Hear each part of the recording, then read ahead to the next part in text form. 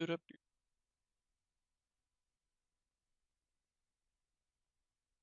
Alrighty.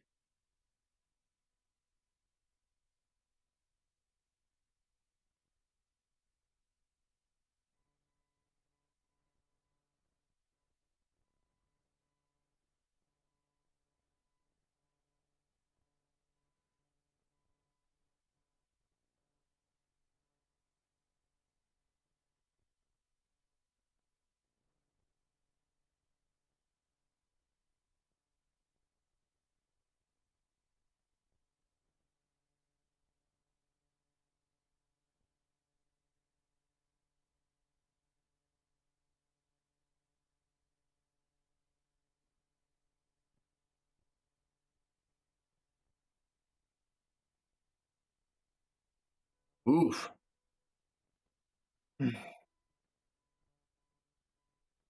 Really?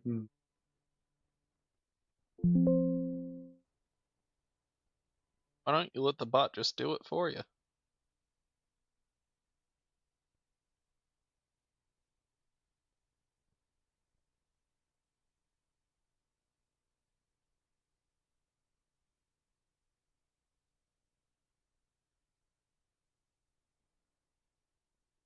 What's the worst that can happen if we just let AI control everything? That gets hacked, then the hackers will just ping everybody out of control. Name one movie where an AI goes bad, alright? Ultron.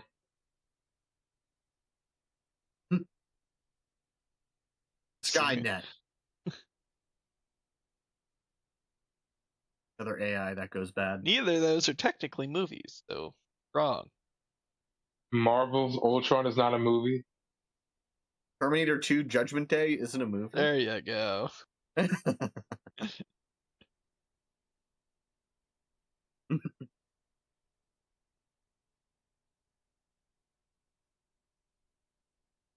Right, I can't do that. How? Can't.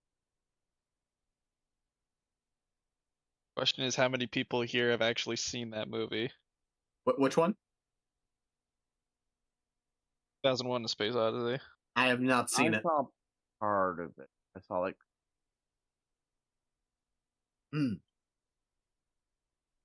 It's a trip. Can we count the robots from Alien Isolation? I basically only saw the first part of the movie, which was the monkey monument. That it was a trip for a reason.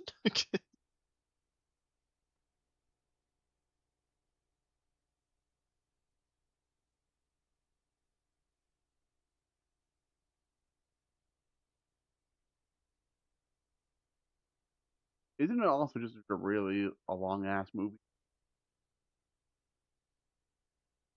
It's Is it 3 like hours? 4 hours? Oh, 3 hours? 3.5 hours? Last time I saw it was on TV, so there was ads. The kind of a giant portion of the movie. Up 2001: Space Odyssey.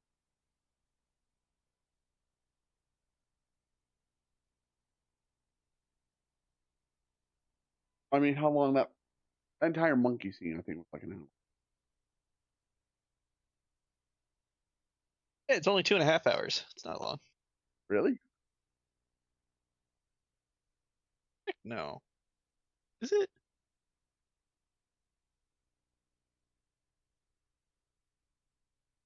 Trying to remember when like the movie stopped having intervals halfway through. Which they need to bring that shit back. Gone to the Wind's 4 hours. Yeah, 3 hours 58 minutes. I remember that one.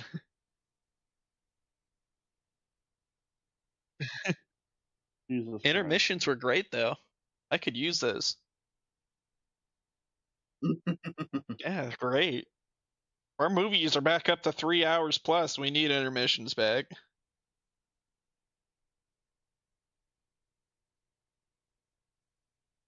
Okay, strengthening done. –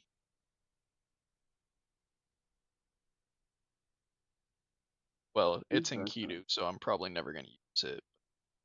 Oh. Yeah, give 'Cause me your Enkidu's copies of broken. Enkidu, please. I have all one of my Broken with copies. You have Ooh, one Swords copy? of Twilight are on the mat list.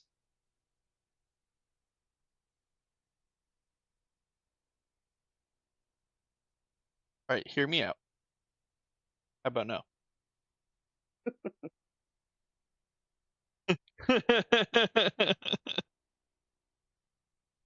I counter your bluff by saying we should watch Twilight fanfic, Sure, if you want to suffer as well. i.e. 50 Shades of Grey.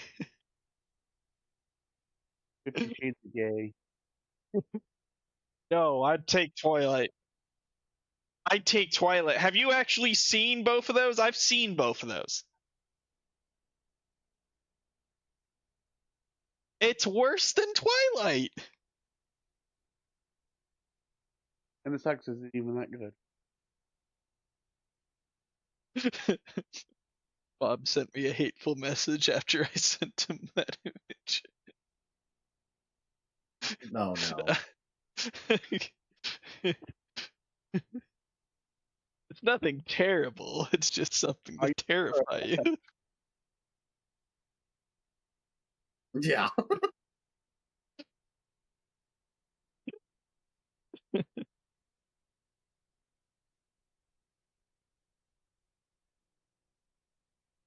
I sent it to you, Cat. That's what I sent him. It's Oh, no. fine. Not suitable for any eyes, but that's just because of what it is. It's not safe for life.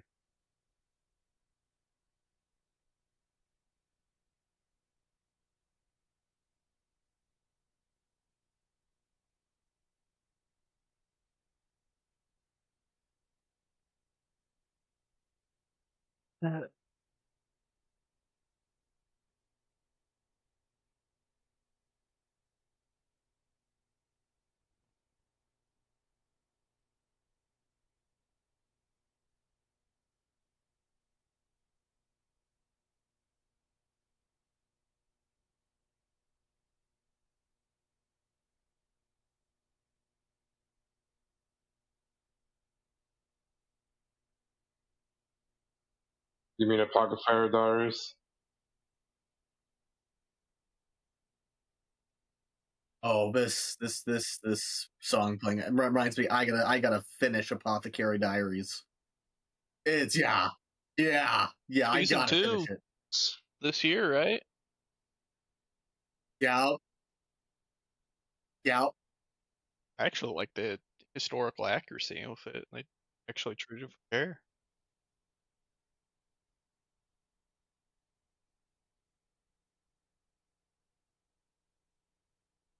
Actually, haven't taken time to look at anime season coming up. I can't wait for Solo Leveling to come back and Apothecary and My Happy Marriage. One Punch Man season 3 is supposed to drop this year sometime. Which one? The new One Punch Man season. Oh, that's right. And Dr. Stone next season. Season 2 wasn't bad. Yeah. It wasn't bad. I mean, I didn't think it was. Really? the animation was just Damn. Okay, man. it was, especially because of season 1. Yeah. Yeah, that's it's my issue with it is like when you have such an amazing first season, that's what you expect going forward. Yeah, I can agree. I can agree with that one. You But- start with quality, they expect it to. Yeah. I will say the Garu fight at the end was okay. Yeah. I mean, But- I will agree to the point. It was season 2 was absolutely not as good as season. Like not even close. Mm-hmm. Ah. Okay. on a time budget too. On a so they time only budget. had like Yeah. like they had what, less than a year to get it done or something. Like it was crazy short. So they reused a whole bunch of shots from the first season. Okay. See ya. All right. Of the dead. Hello, guys.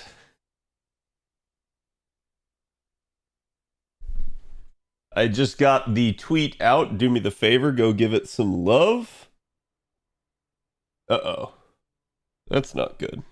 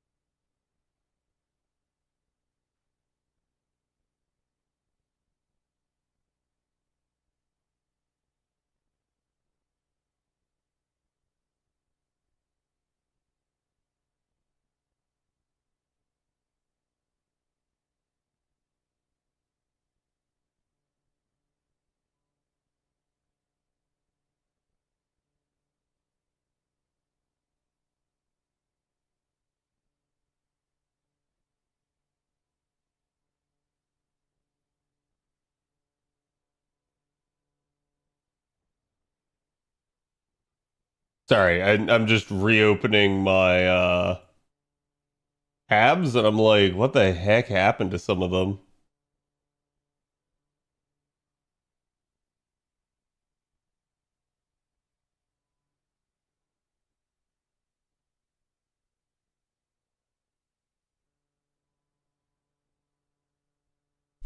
Third AoE Saber in 4 years. Let's see. Richard, Takasugi, and I guess you're referring to Muramasa.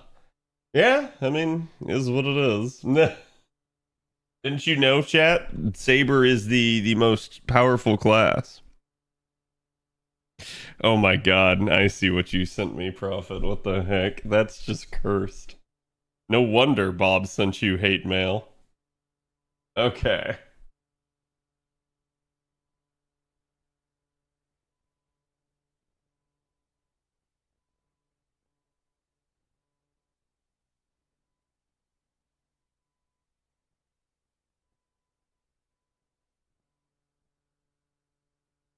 All right, so yes, we got the tweet out. Let me grab you guys today's sauce. It is an art piece I've used before, but I do rather like it. Seen it before, you've seen it before, but regardless, we are going to give the artist some love.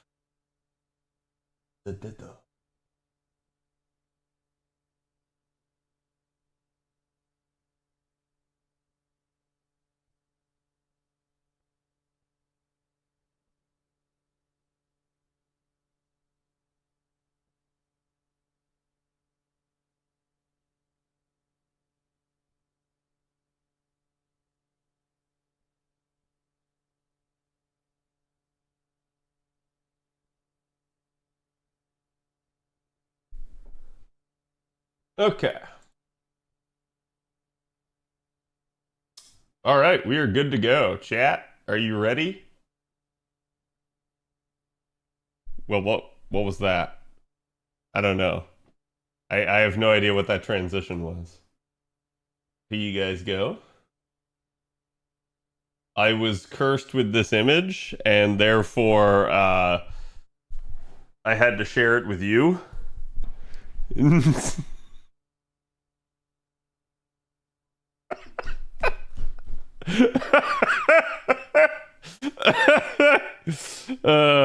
You guys can all thank Prophet for this one. He sent it to me, so it is the way it is. When I walk into, I have to like let this linger for a couple more seconds, just so that the rest of chat can like appreciate it. You know, I gotta let it like sink in there, get burned into your retinas for a little bit, and there we go.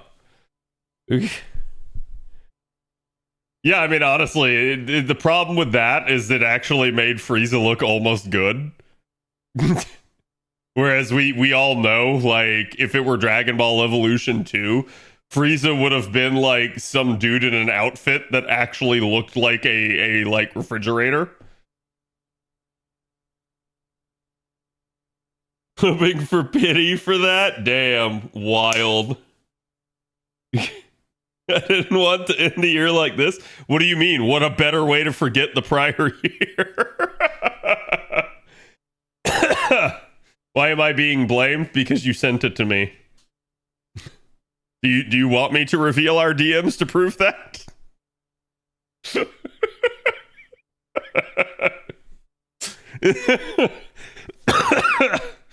Anyways, I hope chat's had a good day. Aside from that, I am on JP actually at the moment. Okay, looks like that does qualify for a white item. I had to come in earlier and run a quick mission just to make sure that I was not going to be capped out. We're going to do it again here. I'm going to go to NA, do a little bit of spending over on that side. And then we're going to talk shop. Dev Diary 90 minutes. Oh my god, thank you. Yes, I totally forgot about the Dev Diary on top of everything else. Like, there's so much news to talk about. And this is one of the reasons as well that I kind of like took yesterday off. I just realized, I was like, man, there's really not much to do other than like Saberface only LB7. And I was just like, and I'm gonna be like swamped the next 2 to 3 days. So I was just like, no, we'll just take it off. Cad's running off that FP high. Man, Chad, it feels good to be right. And it's been really funny because, like, I feel totally vindicated with the whole FP situation by seeing some other people's reactions to it. And it's one of those where I'm going to say this, chat. You either have one of two reactions. Hold on. Oh, it's still not going to do it, is it?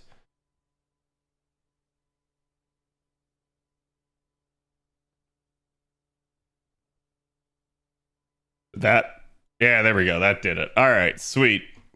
So you're going to have one of two reactions, chat. You're either going to have no reaction.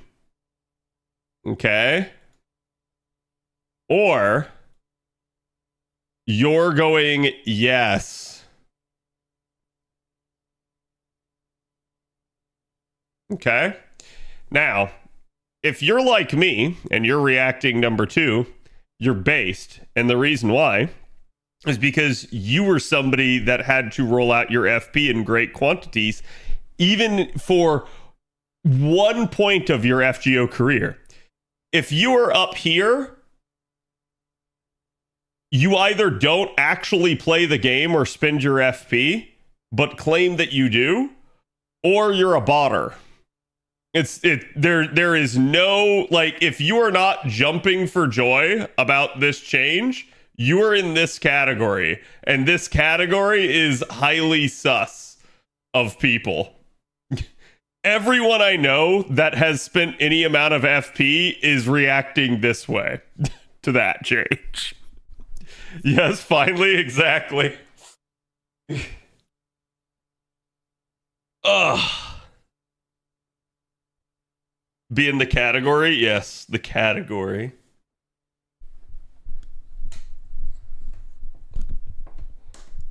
Nolly Boy, thank you for the 40. Appreciate it. I hope you're having a good one today. Sorry, Chad, I'm just still trying to adjust things here. They should have done this change when they released Hakuno. Yeah, I'm sorry. Like, it is what it is. I'm happy to have it. I'm not going to look the gift horse in the mouth, but I am going to say that, like, Jesus, this is way too late. Like, I am happy to have the change. I'm not going to sit there and be like, why isn't it a like bigger increment or anything like that? I am merely going to point out this should have happened like 5 years ago. And 5 years ago is actually too long even. It should have happened like 8 years ago. So I'm definitely happy to have it. But man, we have been punished for so long. inventory management after rolling to be a bigger ordeal. While I agree with that, I am going to still say that is something that now like is going to be my mission number one to harp on. Now that FP is easier to roll, I am now going to start talking about why they need to be doing things on the inventory side of things and what that entails. This is the next thing. I know, people be like, oh, you're moving the goalpost, yada, yada, yada. It's like, no, this has always been something I've commented on too. It just was less important as long as the FP system was the way that it was. Basically, like, it was all super tedious to begin with, so why bother harping on like that in particular? Update to the art link. Yes, sorry, here you go. Here is today's artwork. Go give the artist some love. Like I said, I've used the art piece before, but it is a fantastic one. Always like bringing it back. Let me auto burn non-golds. Yeah, that's another thing, right? Like, I feel like there are better ways that we can kind of go about some of this. Interesting to denote as well, you do have half-cost storm pods right now, which is really odd, I would say, because this is technically not an event at the moment, but I will absolutely take it. This is another one of those things where it's like they didn't have to give us this, but I'm definitely glad to have it.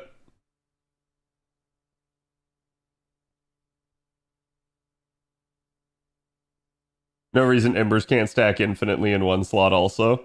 Yes, there is. Wait, can you actually not think of that reason? Because I can think of it. Very easy. And this is one of those times where I'm going to tell you guys, you need to stop thinking like a player and start thinking like a dev.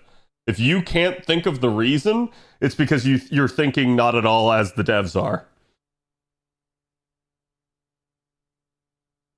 Like, no, it's not even money in that regard. Put another way, chat. They don't make money off of like the inventory situation at FGO. So why is the inventory situation the way that it is? It's because it indirectly makes them money. Put another way, basically, if they allow you to stack all of your embers into one slot, you'll literally never run out. You'll have an infinite supply of embers. You will thus never need embers for anything. Embers become a dead material.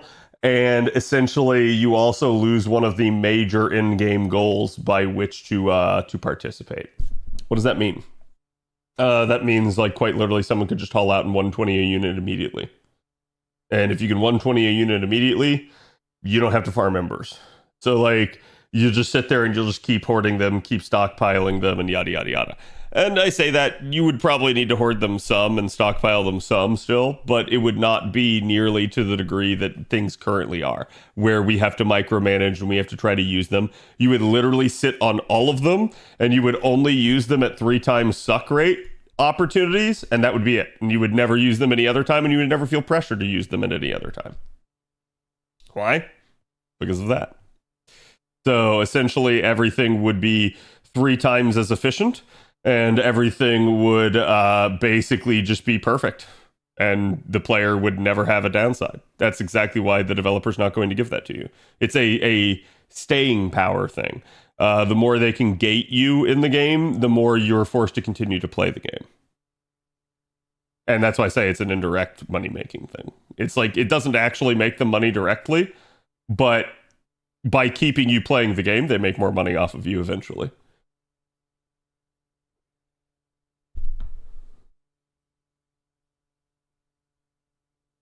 Yeah, you can roll 2 GSSRs. We're going to go over all that. Sorry, I'm just thinking here, because with the master missions, apparently I need a red material, but I'm trying to think of like what it is that I could want on my JP account that's considered red.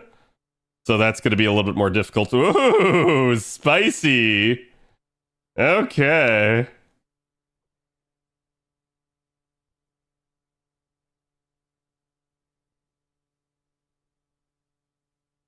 We're still doing fine there.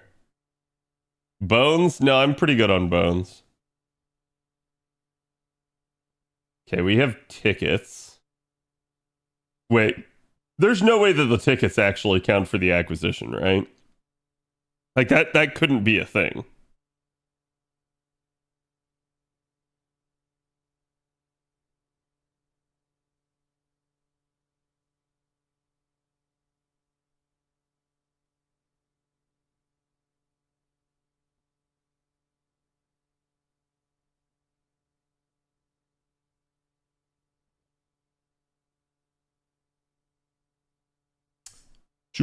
So there's your tickets right there. From completing the missions, you get tickets and you can exchange them for materials. It's definitely a nice thing, but it's a limited quantity because it's from the missions, so don't expect very many of those. Like, better than nothing, right? But definitely not something you're just always going to be able to abuse. All right, there we go. Sweet. Already got all the missions done. And then we have these over here. Again, you're going to get your Grail fragments from this stuff. NA will have all of this too. These are the New Year staples at this point. Bro, they have given out so much QP here that, like, again, I'm going to restate this. I'm sorry. If you are somehow not capped out, I am just, like, bewildered at your laziness. Because, oh my god, they have given out so much that, like, again, you can see I cannot even, like, go and get those. So, basically, I'm just going to let that rot for a minute here. Let's go over to NA. At 121 on this side. Lotto into raid. Yeah, Lotto into double raid. And then, yeah, even for like the missions and stuff here, we've been getting QP the entire time. So it's been pretty amazing and pretty spicy altogether.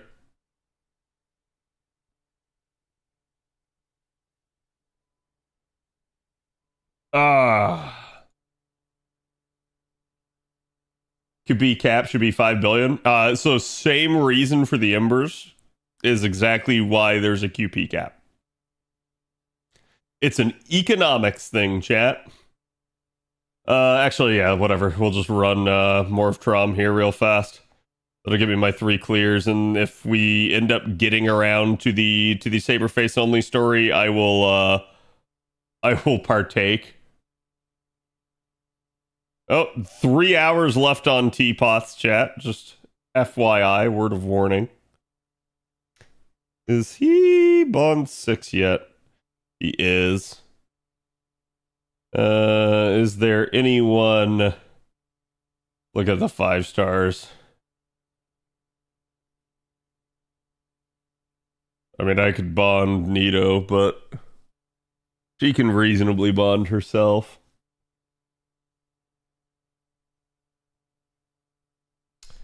I think I did in P2 Huyan, didn't I? Yep. She doesn't technically need it. Do any of these units need it? Jack de Molay? No, I think I got MP2 of her as well. I did. Crap!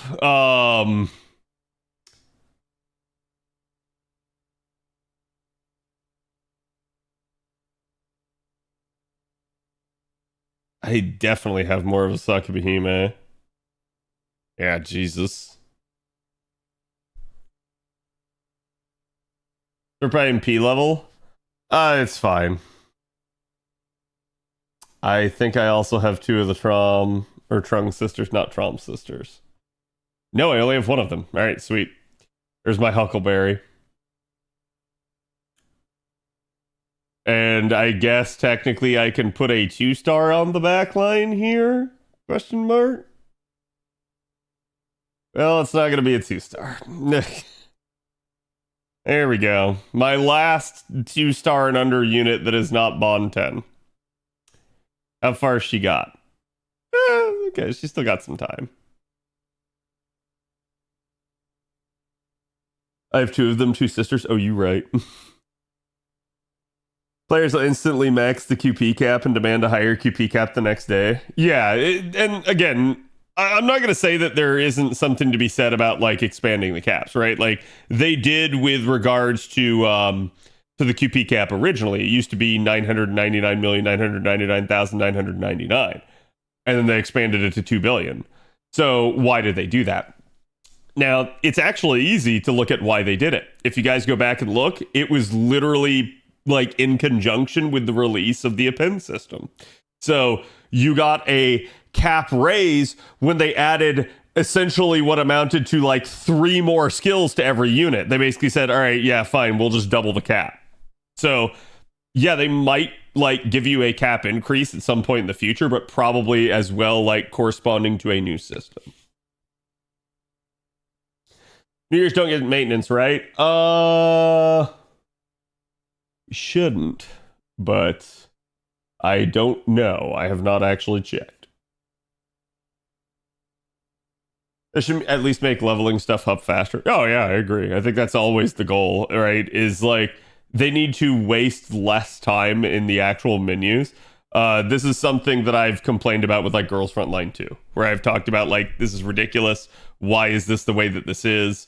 This system, like, there's a lot of nice quality of life that they have in it, but it's like you waste so much time just like going and playing whack-a-mole in their menus with notifications and stuff. And yeah, chat's told me it's like, oh, you can turn that stuff down, you can turn it off. I'm like, the menus still somewhat make themselves cumbersome to navigate.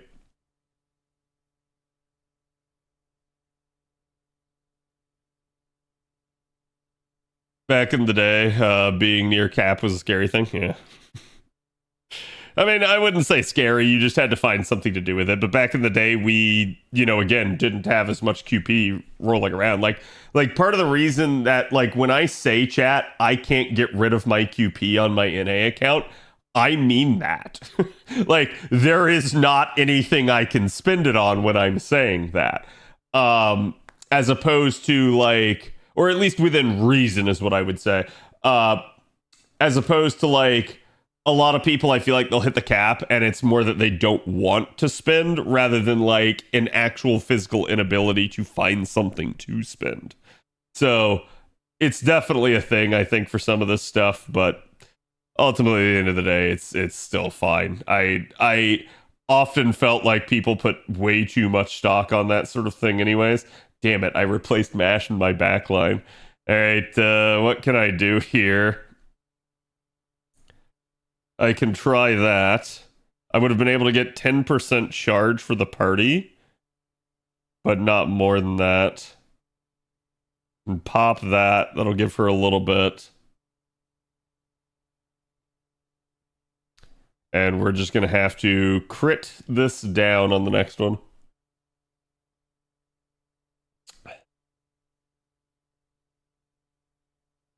Doesn't that mean you functionally completed the game? Short of like raising my goals, yes. I have been. So a lot of players are playing like for their current goals. I am playing for the same thing 2 years from now. And I'm not kidding, right? Like chat is basically in a lot of ways playing for like up to current, right? Like if this dividing line is current, chat is playing for this. I am playing literally to this. And that sounds like crazy, but that actually is what's going on with me. That's how I manage to keep, stuff to do. And if I ever feel like I'm running out, I do. I just up my goals and I just basically make it so that like I have another reason to continue to play. Maybe that's the sign of an addict. Maybe that's just the sign of, I don't know, somebody that can healthily like assess the situation and give themselves something else. Okay, so I'm probably going to be able to crit that down, but I'm not going to be able to do much more from there. Or I could just pop a command seal. Nah, why would I do that? There's only going to be one more enemy left anyways. Cat's already 10 moves ahead. It's just that sort of thing, right? Where it's like, I've had to expand my goals a couple of times over the years. And I've had people ask me like, why don't you just go like 999? And I'm like, that's part of the reason. Like, if the second I go 999, I'm afraid of what happens when I hit it, because it would not take me that long to actually 999. Like, I've talked about this before with people, but a lot of people like look at how much materials my NA account has, and they go like, why are you sitting on all those mats? And I go like, because it literally gives me this like 2-year buffer. But in theory, I could use them all right now and get rid of any possible need. But that causes problems. And so it's usually a better way to just like kind of keep going how I have, and essentially just keep stockpiling everything.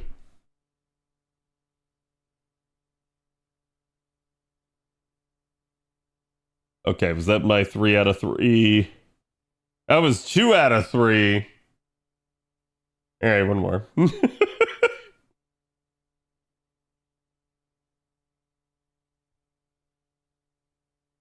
Kitsune, thank you for the 43. Hope you're doing good today.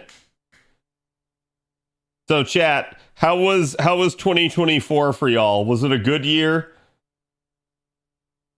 Can we put 2024 in the books as a good year, or was it a bad year? It was ass. It was standard, pretty good, horrendous, up and down.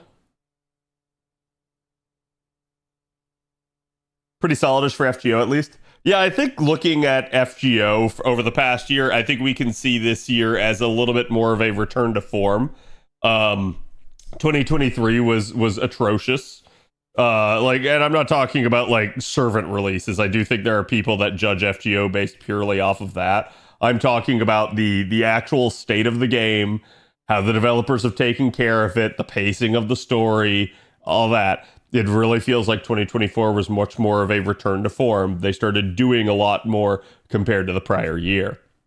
The prior year was a historical low. It is the lowest FGO has ever been. So the fact that they came out of that slump is good.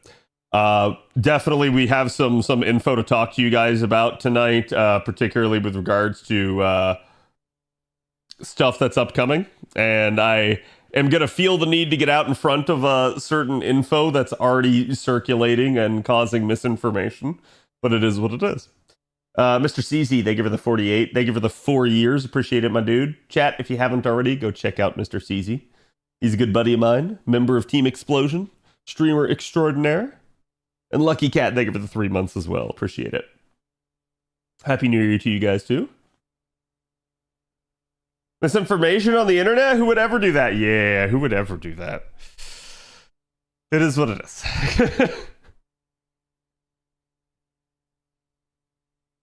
Collabs were fun, but I hope they're not as dominant as they were this year. Yeah, I mean, I'm at least liking that we don't immediately have a collab on New Year's release.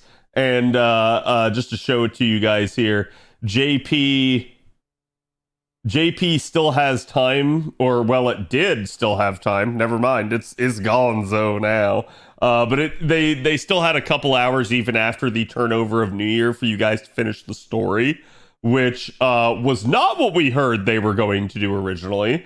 So I have to give them an F for the prior event. Some people will be like, "What are you talking about, Kat? It was amazing." Has nothing to do with the subject matter of the event and who was involved. Has everything to do with how they managed the event. They had basically a 7-day event, which is the shortest FGO has ever had. They basically turned around, and again, like, we have had some other like miniature events like the Bunyan event be 7 days, but this is a full-fledged event with a shop. We knew there was going to be a raid at the end of it. Then it turned out there were actually 2 raids, but in the first raid, because they bungled it so hard they had to add health, not once, but twice. And then for the second raid, it comes out, and then you had to, like, you basically had, like 6 hours to do story. So, like, if they had actually just given us a proper schedule, it would not have spoiled anything. It would not have, like, been bad, but it would have allowed people to plan their time a lot better. So that's why, like, again, to me, this past event that they did, probably the worst managed event that they've done in a long time.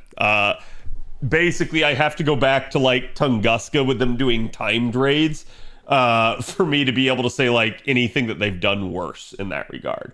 But again, I'm not deriding the actual event and who was involved with it or anything like that. It's just the developers and their management of it. They tried to be cheeky. They tried to kind of play their cards close to vest and have a surprise for everybody. It just did not work out. I think that ultimately like hurt them a little bit in that regard. The first wave raid was going to die in 2 hours. I wouldn't say 2 hours, but it was definitely going to die before like most of NA woke up. It was, and so like I said I wasn't going to stay up for it, but I actually was awake at like 4 a.m. when the raid came out, and I saw how fast it was dying. And pretty much by, I want to say it was like 5 a.m., the raid was already 25% gone. Like that fast. So I was like, no, I need to stay up. I need to get all of my grinding done now because it's not going to be here when I get back. Like basically by the time I wake up, this sucker's gone. And then I woke up and sure enough, I had called it. I was like, they're going to have to add health to this, especially because, again, when you have a 7-day event, you cannot complete the event on that AP, which means they were designing the event to be completed with the raid. And so you can't have that raid disappear in like 3 to 4 hours. That's not going to work. Someone's going to get angry. So I knew it. I called it and I said, like, they totally fucked this up and they should know better. There was basically no reason that they couldn't just have what amounts to an unkillable raid. And the classic example of this is the Tunguska raids versus the Tunguska final raid. Okay, the final raid was done perfectly. The Tunguska pre-raids were utter garbage and trash. So the final raid is the model of how they should operate almost all of their raids. I don't know why they don't do it.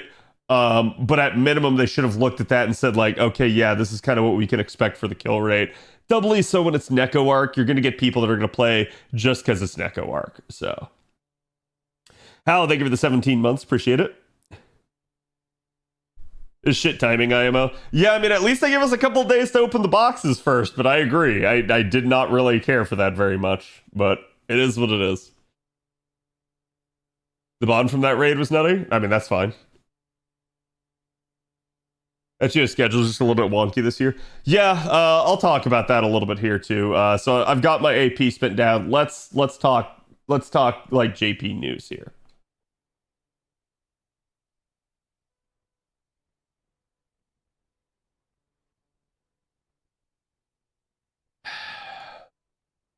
So the best way to talk JP news to actually just go over the news bulletin with you guys. I already like tweeted out about a bunch of this stuff, but it's just again like best to go straight to the source. Definitely love the cute artwork. Obviously, you know, I'm biased, but it is what it is. Oh, whoops, wrong one. Here's the news. Should be the first one here. Why can I not translate this? Yeah, it is.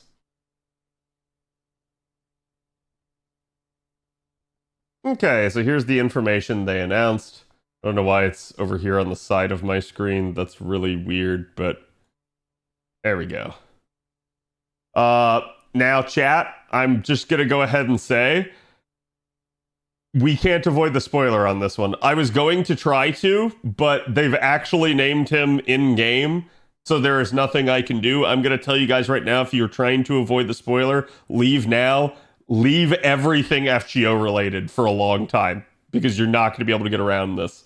And it's unfortunate, but it is the way it is. Okay. In fact, I'm pretty sure some of you guys have already mentioned it in chat. So I've been referring to him as Strange Fake Saber. But as y'all know, he's literally Richard, aka Richard the Lionhearted. I've had many questions about him. I'm going to say, stop asking questions if you don't want the spoilers.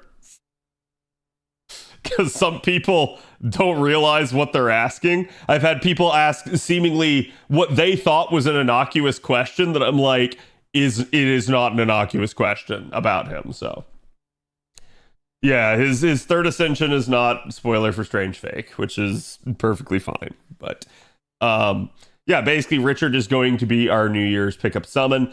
He is an AoE Buster Saber. That's going to sound like a dime a dozen to you guys at this point. That is technically true. We'll talk about his actual performance when we do the analysis. But yeah, I'm not gonna say just preliminarily here. If you guys have a really good AoE Saber and you're not feeling the vibe with Richard, you do not have to roll Richard. Okay, like he is definitely very much cut from the same cloth as some of the other Sabers. We have craft essences. There's going to be another pool basically for, quote, the anniversary, or not anniversary, the New Year's pool. Sorry, chat. Just keep correcting me every time I say anniversary. New Year's, New Year's, New Year's, New Year's, New Year's, New Year's.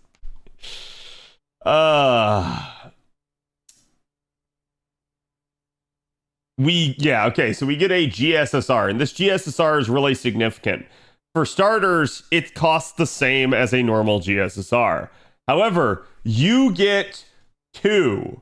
What do I mean? You get two choices for your GSSR this time around on JP.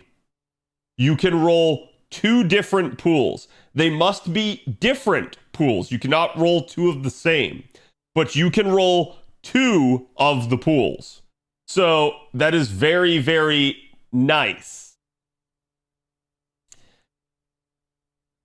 That being said, some of the pools are kind of dickish with what they've done. Because what they did, and I was talking with Bob about this before, I hadn't caught on to this myself, but it makes sense. What they did is they said, oh, is this a genderless servant? Okay, let's put them on both the male and the female side. So the way this is divided up is basically by sex, by card type, and by like NP. Okay, so it's very weird in that regard. You're going to see a couple of people that are in multiple places, and unfortunately in some of the cases this is to the demerit of the pool. An example of this, and like again, this is no bearing on the unit itself, just that like for instance you'll find one Gina basically in like two of the pools. So like there where we first pointed out, and then down here again. So it is what it is, but you could like look at this, you can say like, oh, this pool only has 3 units. Putting one Gina here is fine. You're right. Putting one Gina up here, not as fine. They could have actually cut one Gina out and it would have still felt reasonably balanced. But again, that's kind of what they did. They tried to take the genderless people and throw them in both. And as a result, it does bloat a couple of the pools, but I mean, as long as you're fine with the unit being there, there's no problem with it. You basically will get 2 grails from rolling the 2 GSSRs. So this GSSR has a ton of value for that. And it is definitely something that I think a lot of you guys should pay attention to. I, for one, have always recommended rolling on the GSSRs. I highly recommend it. If you're going to spend any money on the game, GSSR is usually your best choice. This is just trailer basically for Strange Fake Saber there. And let's see. So, all right, yeah, we are going to be getting Sosho 4 in April is the way that I've heard this actually stated on stream. They have said that the requirement is to have Sosho 2 and 3 done. If you guys are not familiar, this means Ordeal Call 2 and 3. You may be wondering, what about Ordeal Call 3? They have said that it will be main interluded by that time. I believe they have already hinted at the fact that it's probably going to be in March when that occurs. So basically, we're kind of looking at this point as Sosho 4 coming out then. There has been some interesting stuff. Just to give you guys a little bit of a thing. As you know, Comiket is currently ongoing. And apparently this is the poster at Comiket, of which my understanding is this basically says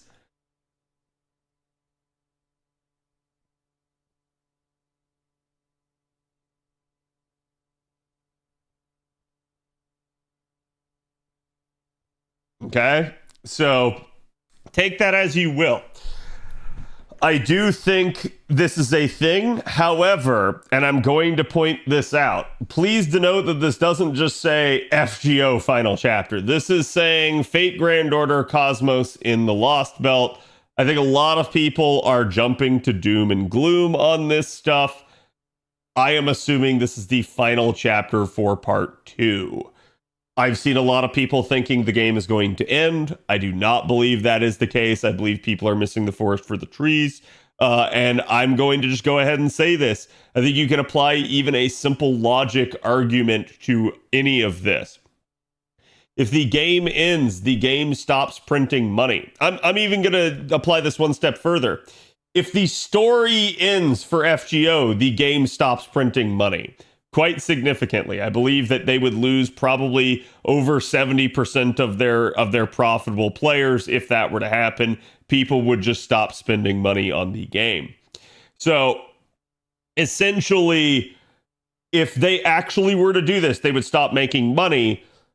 At which point, what the heck actually is going to fund any of the announced FGO projects? You have the extra remake coming out. You have literally Strange Fake anime getting made. You have other projects out there getting written like Lost Iron Hero, Foxtail, you name it, Redline. So I'm gonna tell you right now, no, the game is not ending. It's absolutely the bread and butter of Fate. I don't see that happening. Doubly so if they want to keep making stuff in the future to promote the brand. So it's just not going to be a thing. And if someone tries to tell me Tsukihime is going to make them all that money, it's not, chat. That is a drop in the bucket compared to what FGO makes. And I'm going to tell you right now, it's not ending, despite what people try to claim. So just look at those people, assume that they're dooming, and move on. You don't have to get angry at them. You don't have to shout your head off at them. Just assume that that is the case, because that truly is the case. That is where everything is pointing. How do I know this? Again, we have seen that they were looking for a part 3 director a while back. That job listing has since disappeared. You don't put a job listing out like that if you're not going to have a part 3. So doubly so if you think you're on the edge for whether or not this is going to be a thing. So it tells me that they found the person or promoted the person. Either way, there will be a part 3 director. We also know that Nasu himself has kind of hinted at the story going on and how they would do that. So I'm going to tell you guys at this point, the people that are dooming and glooming the game are either just malicious because they want it to end, or they themselves have kind of missed that forest. So we've been hearing end of service soon since year 1, right? And that's what I'm saying. The end of service people are just trolls. Just don't listen to them. And that's the truth of the matter. So anyways, we know basically by April we should have part 4. So I think that's going to be really interesting. We don't know if that's the final part. Okay, so when we saw final chapter, does that mean Sosho 4 is the final chapter? We don't know that. There may be a Sosho 5. There may be a Sosho 6. So all we know is that FGO's final chapter for Cosmos and the Lost Belt will be in 2025. We don't know anything beyond that. Not at the current point in time. We can tell you, again, the occurrence of Sosho 4 and probably Sosho 3 getting main interluded, but we can't tell you beyond that. All right, so they have already put y'all on notice for the Grand Graft system. This is going to be your next system coming into the game. This may not be that big of a system. We're not entirely sure. I've heard a lot of things about this. I'm going to try to give you guys my 2 cents. So, the Grand Graft system apparently is going to be the new system that is coming into the game. You will be able to choose 7 servants as your own grand servants. They didn't say that they need to be unique, but I'm assuming they will, and I think it's safer if you guys do too. Doesn't mean it will be in the end, but it stands to reason that since it is called the Grand Graft system and you're making your own grand servants, what they're implying is the ability to turn 1 servant from each of the base classes into a grand. Okay, maybe that won't be the case, but I think it's safe to assume that it will be. The requirement for that is going to require level 100 of the servant, as well as level 10 in all of their skills. This does not include their appends. They did state that coins are not required for this, and I think that was the reason why. I think they went out of their way to state this so that nobody would get deeply upset over the coin situation again. That's also why it's only level 100 and not something like 120. We don't know what it means if your unit is 120. I'm going to go ahead and assume that if your unit is higher than level 100, it's still good. Okay, it's just, it requires at least level 100 is the way I would look at that. They do say, again, that you can deploy as a Grand Servant in certain battles. In those battles, basically, they will be able to equip both a Craft Essence and a Bond Craft Essence at the same time. What does that mean? That means that is going to be sort of one of the changes that we've heard talked about for Bond CEs. I personally think this will get expanded upon, and that will probably be something that you'll see more of. But don't expect that you're just going to be able to change a Grand Servant willy-nilly. I assume, just like with Grayling, this will be a somewhat permanent choice. So choose wisely. Again, there's nothing we can do about this yet. This system is not in the game currently. This will be coming out, as they have stated, after Socho 4. So basically after April. I think you guys can probably expect it for something like 10th anniversary. I won't be surprised at all for that to be the case. That does seem to fit the timing at least, so we'll just have to see. But again, this is going to allow you to equip multiple craft essences, so that unit's Bond Craft Essence and all of its effects, as well as a normal craft essence. So if your Grand Berserker is Herc, he's going to have his Bond CE and whatever other craft essence you want him to have. This is really interesting and really intriguing.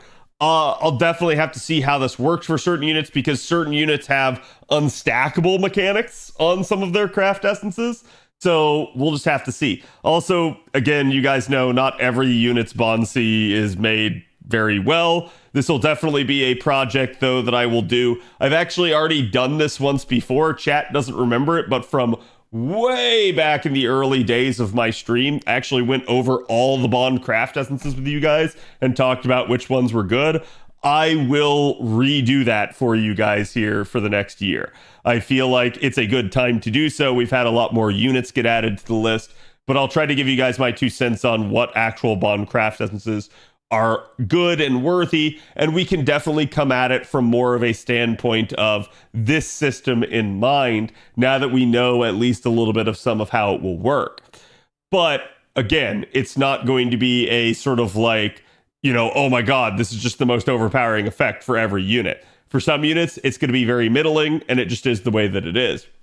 I do hope they continue to do a little bit more with the Bond Cs. Again, as we've talked about, the stats particularly on them are pretty bad, so I'd like to see them readdress that sort of stuff. But who knows? All we know at this point in time is that the Grand Servant graph is going to be coming into the game. Now, again, they do say in certain battles, I think you can assume that these are going to be like big story battles, chat, but do not assume that like every single one of these is going like you're going to always have a Grand and you're going to always be putting it into every single thing. I think that means it's going to be a very limited type of feature. I also think that it's probably going to be something to the degree of like, you might be able to determine whether or not the servant is classified as a Grand for a particular battle. So like, let's say there is some sort of circumstance where like you can only take 1 Grand or something. But what happens when you would normally take 2 of those units that you have both qualified as Grand? If that's the case, I assume they'll allow you to just say, oh, this is the Grand that I have, even though you haven't turned on for both, basically. So it is what it is. But again, we'll just have to kind of see, because we don't really know too much yet. Again, oh yeah, so they did throw this line in there. I actually asked Trubs to go back over this for me and for him. So, chat, let me give you the lowdown as to my understanding of this statement. So they say, in addition, we will hold a pickup summon for all 5-star servants. They mean all 5-star servants. They say PUs of servants that appeared, basically pickups of servants that appeared up until 2024 will be held on a weekly basis from January. What does this mean? They threw out something like this, chat. 40 to 50. I believe that this is the amount of servants you will see on Raid Up in a given month. That is my understanding from Trubs going back in the VOD, rewatching it for me, and listening again to what he said. That is going to be a lot of banners. But we can expect this to roll out over each subsequent month. This will probably be done again prior to the unlocking of this. So this may be from January to April. This may be from January to June. We don't really know when the grand system will come out other than after Socho 4. So as a result, yes, it is possible that we could have just a absolute deluge of banners. What does this mean? Good news, actually. And I'm going to say if you're looking at this negatively, you're, again, probably missing the forest for the trees. Having every banner available means you have an opportunity to roll every unit. It does not mean you must. It does not mean that if you miss this opportunity, you will have no other opportunity. What they are saying here is prior to the grand servant graph becoming a thing, we would like to make sure that you have the opportunity to roll every single possible unit. That way you don't miss out. At least every single unit released prior to 2025. So, again, don't take this as a like, oh my god, this is crazy. What do? I have to roll all of these units. You do not. And they will still be running, obviously, new banners and stuff like that in the meantime. So you're going to have to be very careful with how you spend it. This is sort of a cash grab on their part. There's nothing you can do about it. You're just going to have to roll wisely and try to plot things out accordingly. For instance, I can flat out tell you there is very likely somebody that I will be rolling for in that list because they do not often get banners. And they frequently happen at bad times for me. So it is the way it is, but that's just going to be something I'm going to have to deal with myself. But again, that is my understanding of it, is every single month you're going to have on average 40 to 50 units on Raid Up.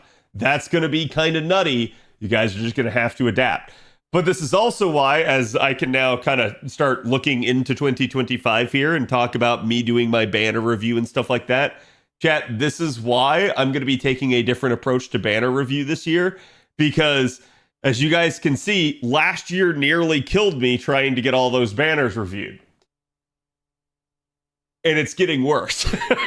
They're literally just going to be dropping every single possible unit that they can within a short time period in this year. So, holy crap, I would like to not have to re-review every single unit every single year. That would just drive me insane. So, I'm not going to do that. But again, you guys can see, this is why nobody memorizes the banners anymore. There's too many of them, and they rotate way too fast. So it just is the way that it is.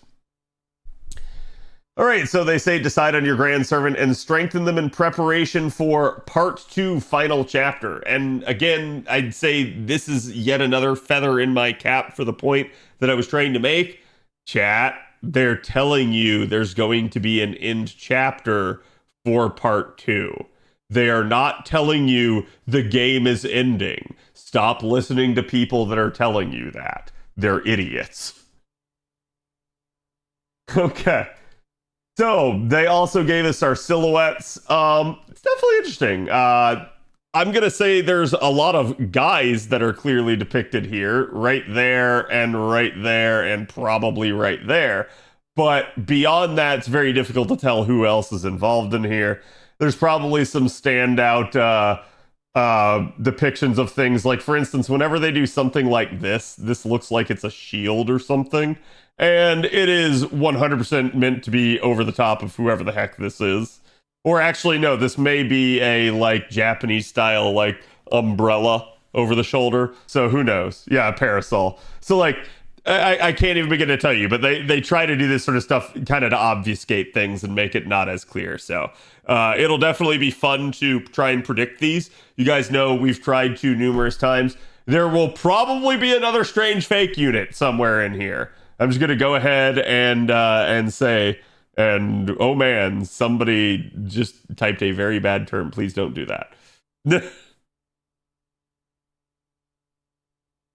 Silhouettes don't show every unit for the year, right? Correct. Yeah, these are usually just new units, and it usually does not include summer. And sometimes not even like collab and stuff like that, so it just depends. So like, it's very difficult to say, but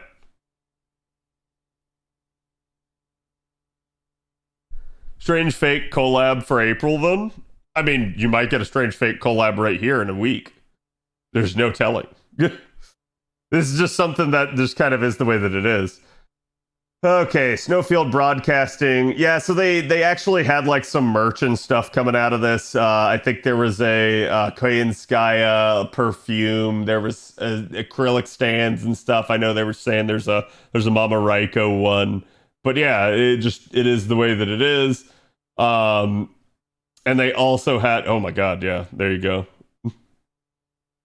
God damn. Anyways.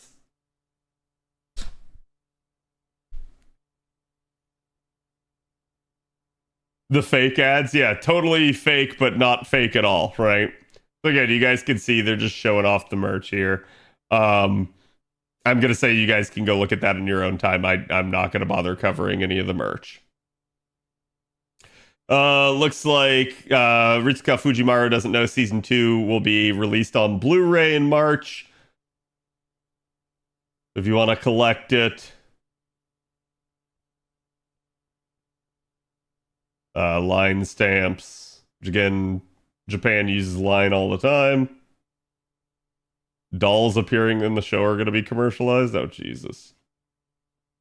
But yeah, that was basically all the news that came out of it. Again, just a ton of stuff, and that's actually not like the main news post, so hold on, chat. That was just what was announced during the thing. That's not the actual, like, New Year's announcement.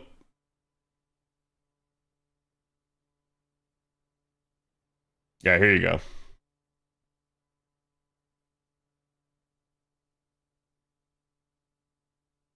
Was the hair oil from Kaminsky real? The hair oil is real. It's just not actually from Koyanskaya. That makes any sense.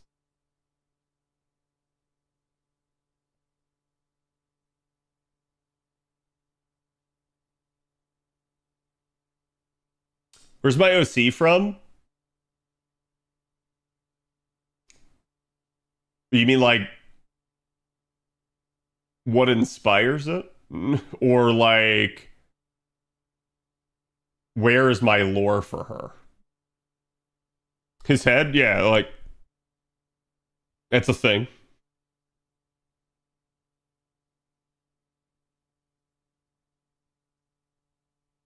One that I thought I put in. Yeah, I skipped.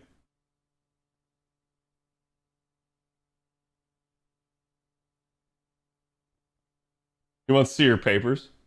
The game? Oh, I haven't made a game with her. What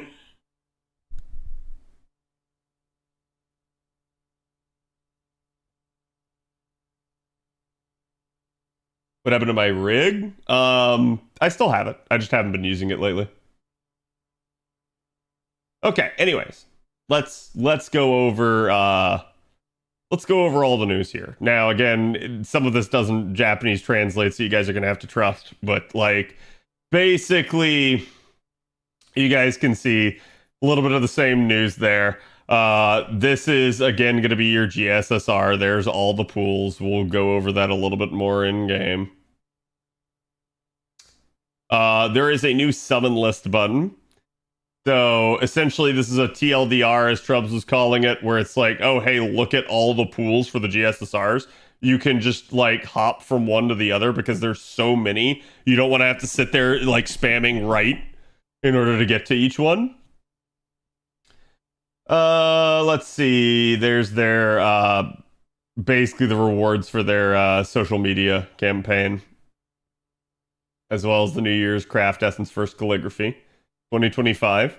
Increases buff success rate. Has HP of 2025.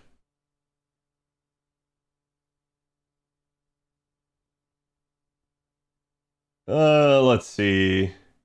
There's a Holy Grail as a login bonus, so don't stop logging in.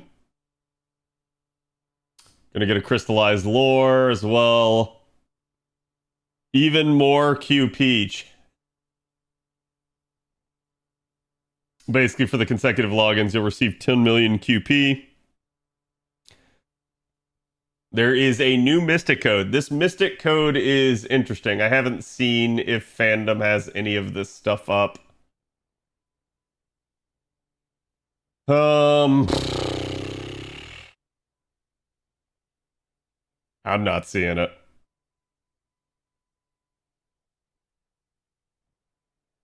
Let me go to Atlas.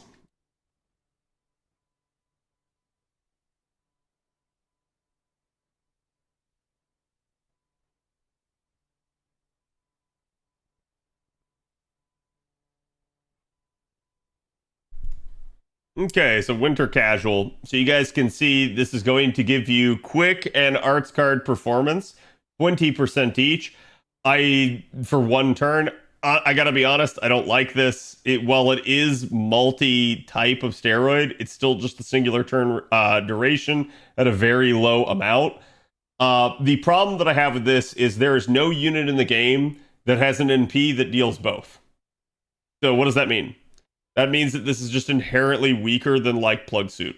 Just using the attack up on Plug Suit. So it's one of the reasons I don't really like these style of Mystic Codes. A lot of the AoE Mystic Codes don't work well. And that's definitely an issue that I have with them. The second effect here grants evasion status to one ally 1 time 3 turns and has a star bomb on it. Again, basically up to 15 there. Not a bad effect, definitely fine. And then the third effect here recovers the HP and increases the NP for all allies. So essentially what makes this one nice, you get a 2000 heal that's party wide, and you're basically going to get 10% charge for the entire party. That will have some situational uses where you have multiple units needing the charge. Okay? But otherwise, to me, this Mystic Code kind of hot garbage in terms of its actual effects. And again, like I said, my biggest reason for that, there are plenty of 10% Mystic Codes out there. There are even some 20% now.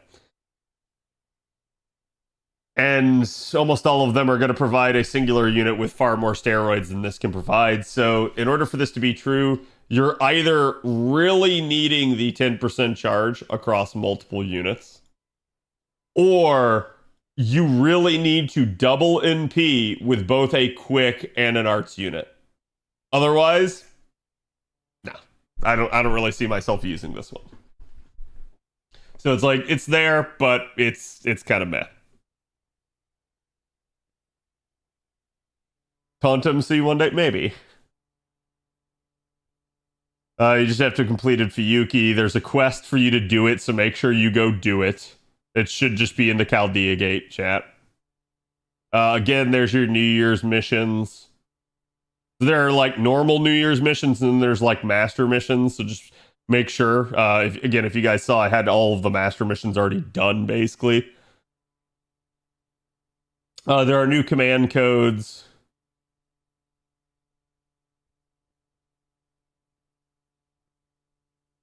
That's a commemorative craft essence. I don't know why they hid the artwork for it, but Because this is probably the final reward. Never mind. Yeah, so it's probably whatever artwork gets revealed on this is going to be the commemorative C. Let's see. So your 3-star one, yeah, Avalon was messaging me about this. 5% special attack against undead and NP gain by 3%. This is actually a really, really weak like command code. And the reason why is because the developers are just absolutely terrified of that right there. They really feel like a lot of the itemization is eaten up right here because that is not a strong command code by any means. Here's your panel missions. Again, they're going to unlock basically over time. But you guys can see, you do get the grail fragments from it, so you will eventually be able to build an entire grail out of it. This is just a limited time. Hey, we're bringing back blue cubes. Which is weird because as far as we know, Socio 4 isn't coming out until April. So it's just sort of we're releasing this again here so that you guys can get caught up.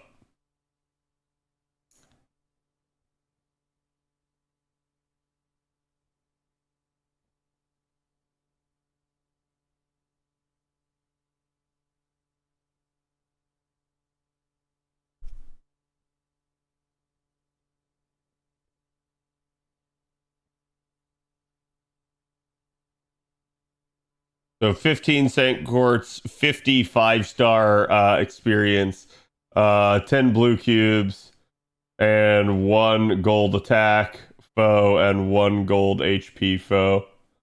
A Chaldean Bond Grail, and a Pure Prism. Sorry, not Pure Prism, Crystallized Lore.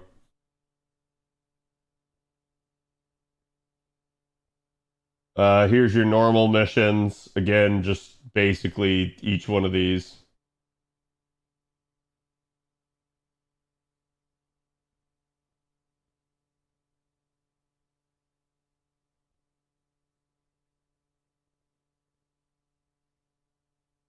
Yep, number of mana prisms and material exchange tickets can be obtained will be doubled. So basically, you're just going to get more mana prisms and more exchange tickets and stuff. There's additional rewards for the New Year's editions of the daily missions. They're going to grant you the evocation leaves and stargazing teapots.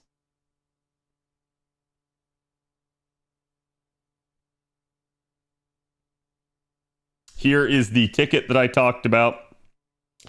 You're going to get a limited quantity of these, but you're going to be able to exchange them for these gold materials. So basically, day 1, you can get 3. Day 2, 3 more, so that's 6. So yeah, there's a total of 9 tickets. It's like, woohoo! Okay, never mind. Maximum number of exchanges possible looks like there's 15. So like, it's nice, but it basically just amounts to chat. Which of these do you need? You're going to get 15 of them. But you have to do something. They're permanently adding back to the shop Mystic codes. So for those of you guys that have missed any of these, this is the Summer 1 Mystic code. This is Saber Wars 2 Mystic code. This is Summer 5's Mystic code. And this is literally the New Year's Mystic code that we are getting tonight on NA. So each of these has been added back.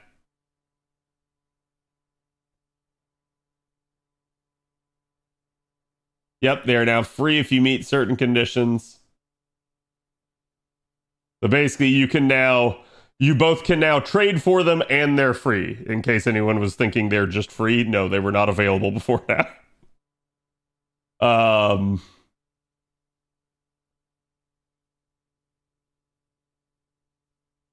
Yeah, you can't get it if you already have it, so don't worry about that.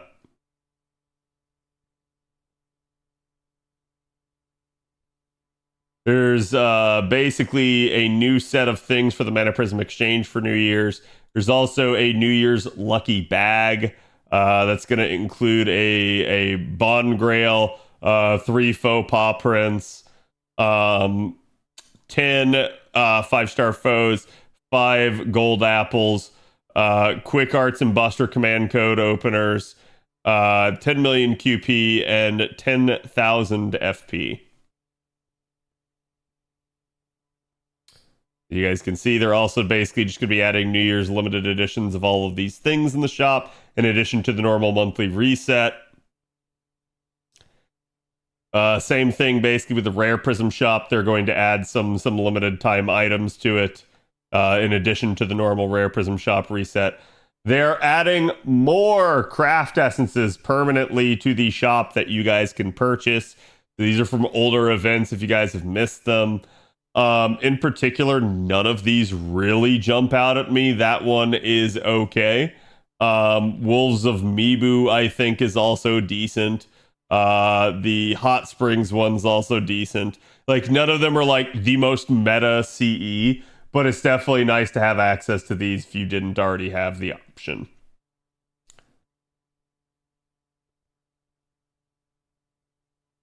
Again, there will still be a cost, as you guys can see.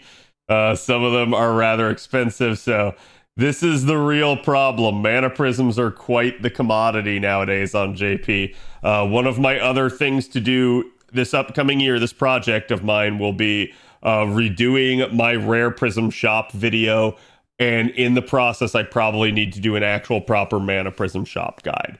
Again, I feel like JP has really advanced this now. This is something that we actually need a guide for, and it's something I'm going to set about doing for you guys. Yeah, basically, once you exchange them in the Rare Prism side of the shop, it'll get added to the Mana Prism side, but it has no exchange deadline, if you've never dealt with that. They're also adding back some permanent command codes, the things that you may have already missed. Some of these are definitely nice, particularly the Doomazid one there. I've used a couple of times.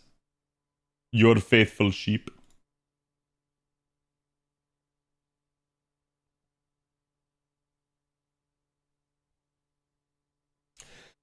Permanently, we are changing the amount of faux paw prints that you guys can get in the Mana Prism shop. I don't know if you guys were aware that this was a thing on JP, but you can now exchange 4 faux paw prints. They're increasing it from 1 per month to 2 per month. Again, the problem with this is going to be, it's going to cost you. We are almost at the point of, again, like, if you're someone like me, chat, I am swimming in, like, Mana Prisms. My NA won't have any problem with this. My JP, though, is, like, dying inside every time they add more stuff to the Mana Prism shop, because it is slowly just losing the lead that it had managed to accumulate for Lotto. So, like, it's a problem at this point. There are not enough Mana Prisms coming into the game. The only way to really actually get enough is basically to roll. Even if you're, like, starting out and you're doing a ton in the Lottos, you've got so much to buy now. It's so difficult to actually get ahead. Let's see, changes to the Rare Prism exchange. Yeah, so now you can, in the Rare Prism shop, instead of just 3, you can exchange up to 6 times. So I think they've realized it takes so long to get your faux paw prints done for a given unit that they've realized this is a problem, and they're just saying, you know what? Screw it. Let's let people buy more if they have the ability to spend it. Let's see. The 2024 New Year's craft essence will be added to the Rare Prism exchange. Basically, Lost Belt 7 and Ordeal Call 1 are now 0 AP for the remainder of this campaign. So they're definitely trying to get you guys to get caught up. Please do story, yep. All right, during this time period, you will have triple super and great success. QP consumption required to strengthen servants will be halved for a limited time for this next 2 weeks. Now, in case anyone's wondering, this usually means leveling and ascension. This does not mean skills or appends.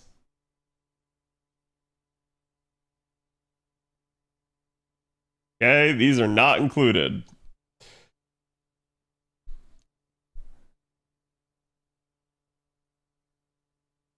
There you go, during the half period. Yeah, so again, the Bleached Earth quests, aka the Storm Pod nodes, are still half cost, despite the fact this is technically not an event.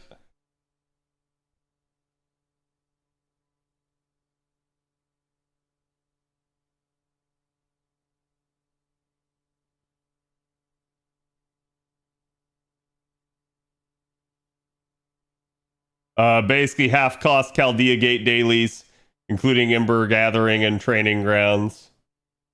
And they will all be available, every iteration of them, the entire week. So, and this is really interesting, chat. That means you have 3 times suck rate, and this is basically anniversary again, is the way to think about this.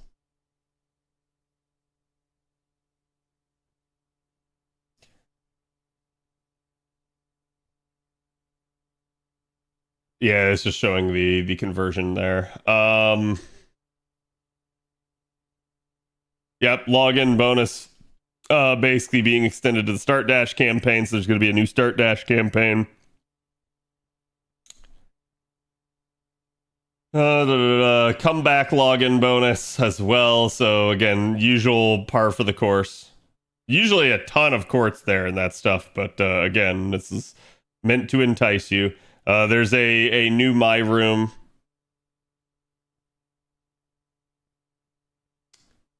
Their campaign.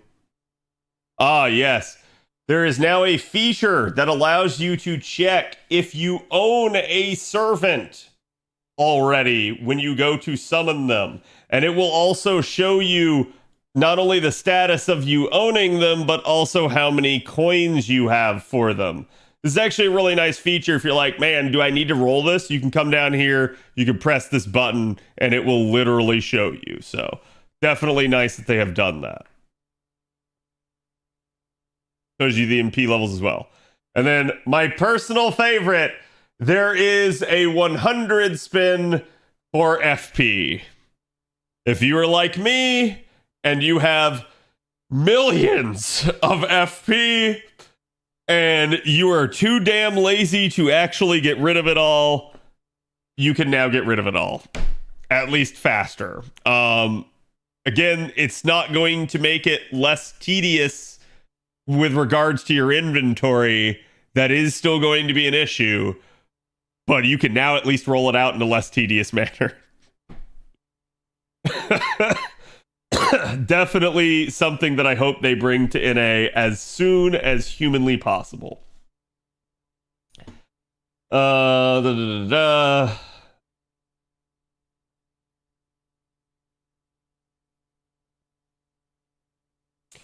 Yeah, here's your normal pickup. There's your lucky bag. And that's it. That is all the news. Let's see. When is the... So we are getting the...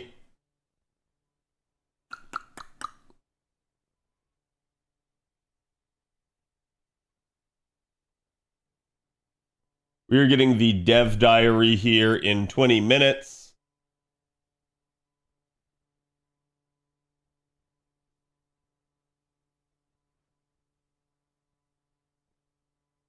Do I want to go over Richard?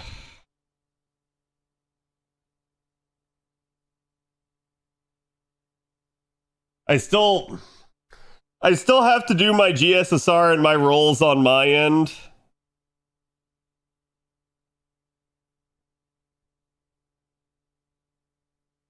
Do it next year.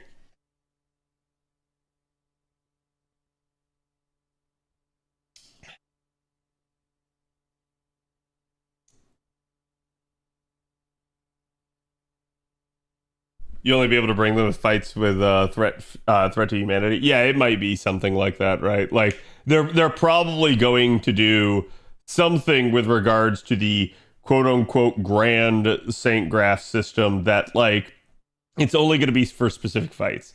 I saw someone in chat asking earlier, like, do you think they're going to be farm notes or something like this? I do not. I'm not going to say they couldn't do something like that. I'm going to say it's probably not in their best interest to, unless you could move the Grand Servant classification around. And even then, I think that'll just upset the players. So I don't think they'll do that. I think this is just going to be a kind of like a story gimmick type deal. What can we expect for the stream? It's just a dev diary, so I expect it to be pretty fast. It's probably just going to be like, I don't know, like 5 to 6 minutes or something like that. He's very likely to go over NA's New Year stuff. He's probably going to drop Strange Fake's release. He's probably going to talk about LB7 Part 2. And then beyond that, I don't know. Like he might talk about like upcoming schedule and stuff. That'd be cool, but I don't expect it. If we're lucky, chat, I'm going to be honest with you. If we're lucky, that's a added feature. Okay? Don't get your hopes up though.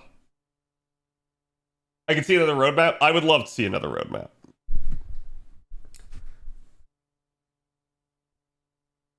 How much have we gone over so far? I went over all the JP news. I have not gone over Richard's kit, and I have not done any of my roles yet. This is why I'm like in my brain, I'm kind of thinking about what it is that I want to do right now. But we also have a dev diary coming out in 17 minutes that I'm like, screw it, chat. We'll just start rolling. I don't care. Let me quickly run and do another run in here just so that I'm not totally screwed for AP.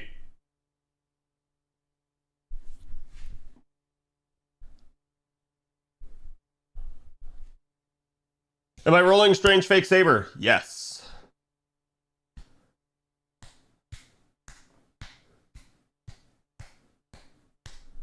If you need an answer as to why, I can't give you one. Because in order to give you one, I have to talk spoilers.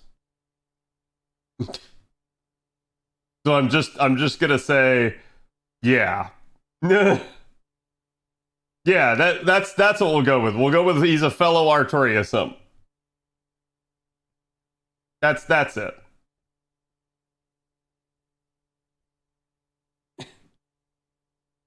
Cal, thank you for the 10 months. Appreciate it. Have I picked my JP GSSRs yet? No, I have not.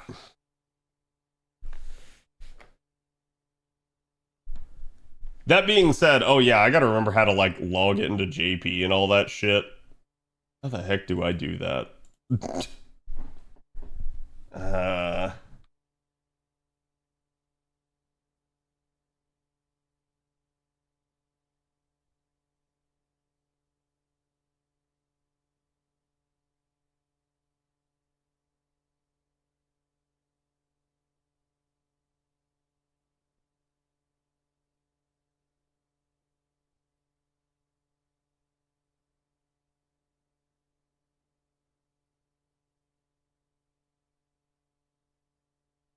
One of us, yes. Yeah, it's been forever since I've actually spent money on JP, so I'm having to get back into their site and remember how the heck I did this.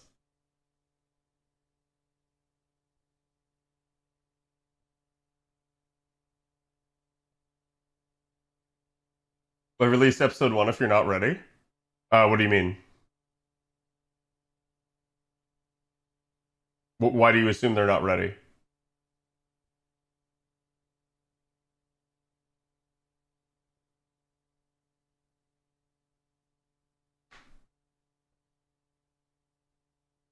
Happy New Year's to you too, Gio. Thank you, CZ. Yes, that's... I'm just staring at the page and I'm lost.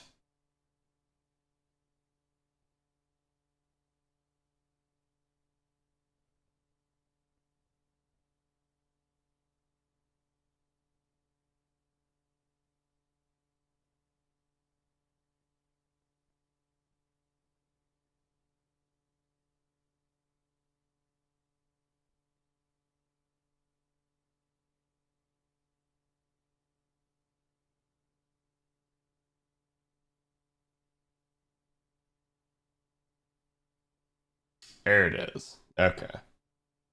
All right. Had to do it too for Phantasm Moon? Yeah, it's really weird. Actually getting to the page to purchase Saint Quartz is not easy. I'm surprised at how hard they make it. But like, it's just a thing. It's because like you usually leave the front page when you log in, and like once you're logged in, you're sitting on your account page.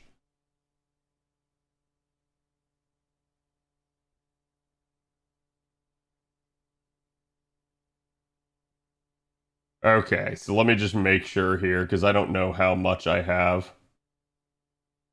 Yeah, see, there you go, chat. So there's the screen. He is servant number 432. Fuck. All right, so I have 111 paid. Feels good. At least I'm pretty sure it's 111 paid. 432 Bond C analysis time. Oh yeah, I'll do it. Trust. Like I said, I've done it before. I already know what makes a Bond C good and what doesn't. Alright, let us begin. Actually, hold on. What am I doing? What am I doing? Before we begin. Where is it? Let me go grab that. Oh, that just filled up my inventory. And let me grab that. Okay, it's still fine. Somehow. 20 paid? Yeah. Like I said, I was like, oh wait, no, that's probably backwards. Alright, so 10 tickets first here. Any chance NA gets double GSSR this new year? I mean, we could. That is theoretically possible, but I don't expect we will. Again, usually stuff like that, they would have to like recode it and stuff, and I just don't really see them doing it. Good luck with rolls. I'll be here skipping. But why?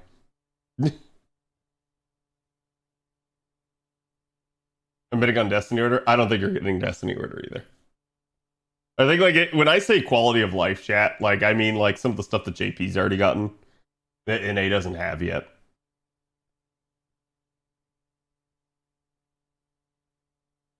One of the husbando prima donnas in this whole game? Oh, probably. Yeah, I get the feeling like a lot of people are probably either on the fence or not going to roll for Richard here, and then like they're going to watch the anime and they're going to be like, fuck. And I actually like that is why they're doing it. I'm not even kidding you. Like they're kind of hinging on the fact that you're going to miss this opportunity and then they'll have you later when you want them. I think they'll bring the 100 FP summons early. That I would love, but we'll see. I did talk about the Grand Servant system.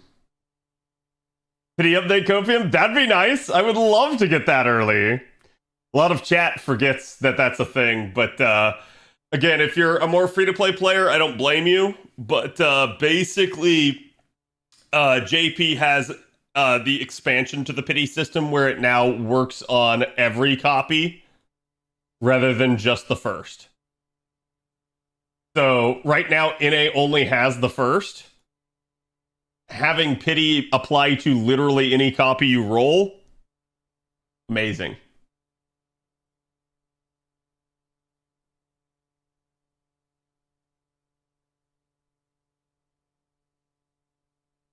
Bond coin update so I can get my Tyra to 120 without Bond 11. That'd be interesting. I'm not going to say that like they couldn't do that, just that in general, there's technically not a need to bring that early without bringing the 4th and the 5th append early. So I would expect that only if they also bring the 4th and the 5th append.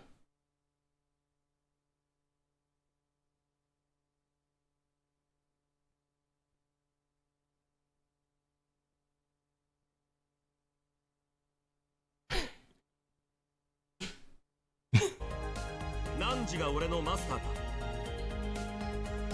って聖杯戦争というわけではないような。すごいな。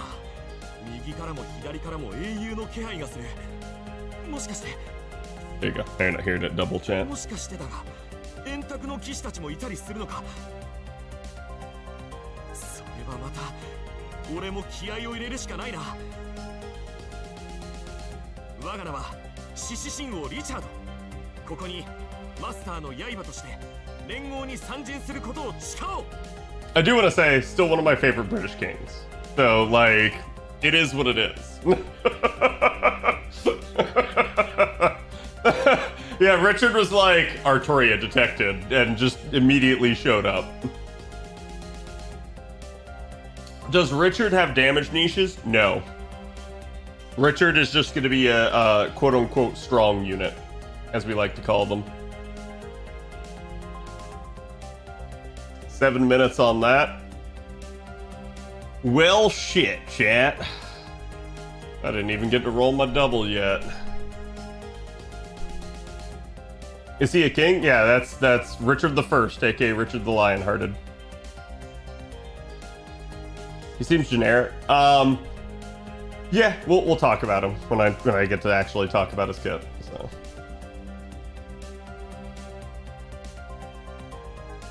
He's your Saber brother in arms, pretty much.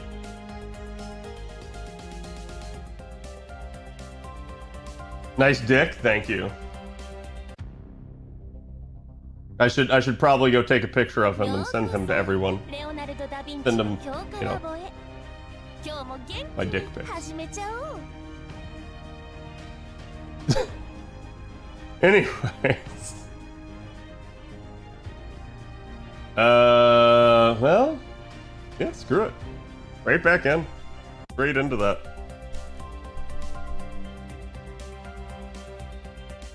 Ked sending out dick pics? Yep, apparently. You just gotta do it. I won't bore chat with the summon music. Now everyone's gonna ask to see my Richard. Exactly.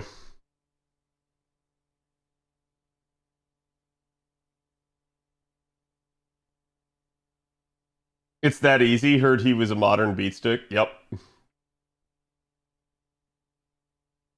Like Arnold in the first Predator movie? What the fuck? There's some OP GSSR pools for JP. I'll probably talk about that when I'm going over my own here in a minute. At this point, chat, I'm just gonna fully reveal that I'm stalling, but like in the worst way possible. I'm stalling with rolls, so like that's not even really stalling.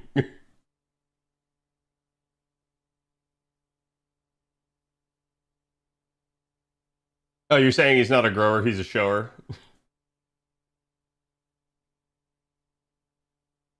Stall by spending money? Exactly.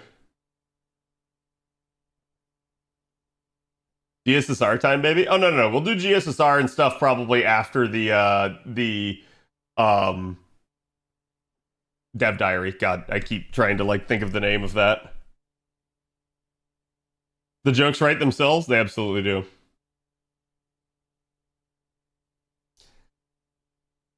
How far is the series to the point we can have strange fake servants after the debacle with Enkidu and Edison? No comment. Yeah, I think there's a couple pulls that are in the eye of the beholder, but like I can definitely like point at them and say like this is strong, like assuming you need it, right? Like I think, you know, one person's gonna look at a pool and they're gonna be like that pool sucks, and another person's gonna look at that pool and they're gonna be like that pool's amazing, and it's gonna boil down to whether or not they need the pool. Whereas I'm just gonna look at it and I'm gonna go like, those are amazing units, that is a good pool, depending on your need. I think that sort of thing's always tough.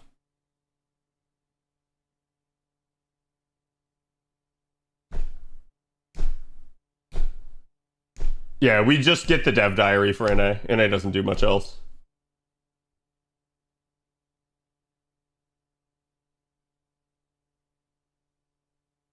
Do we get a guaranteed 4-star as well with the New Year's GSSR? That I don't know. I doubt, because you have literally 2, right? You have 2 and you get 2 grails. So they're probably just gonna go like, we don't have to. Oh, hello, Lobo. I got a dick and a dog.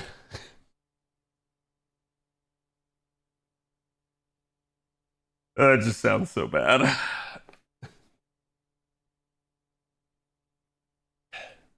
El perro, yes.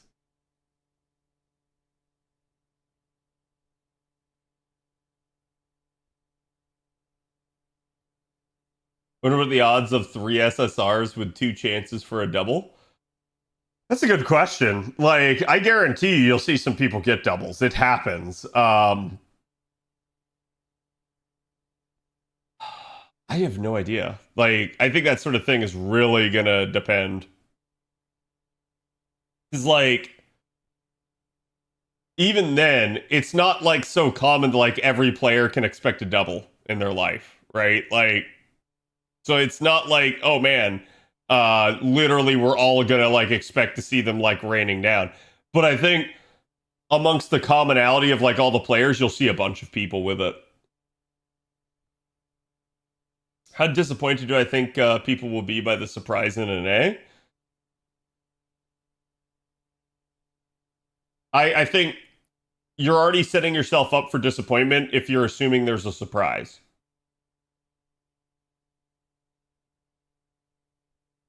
Like, just assume that, like, there's literally nothing.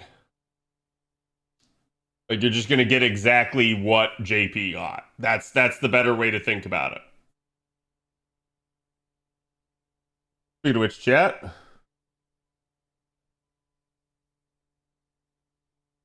$60.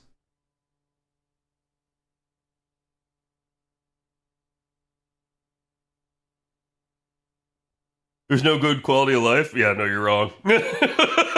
You're just wrong.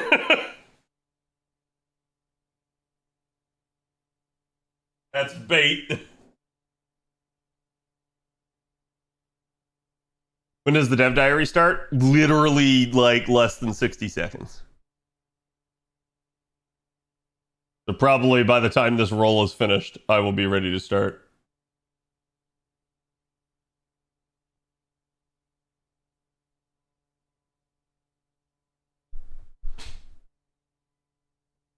Bow hat?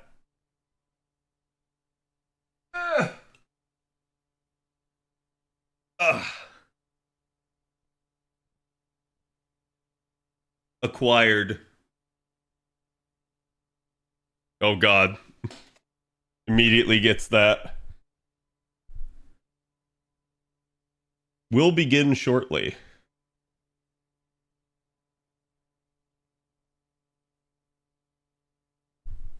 I just got jebaited by Mr. Prettyface Saber? Wait, what do you mean?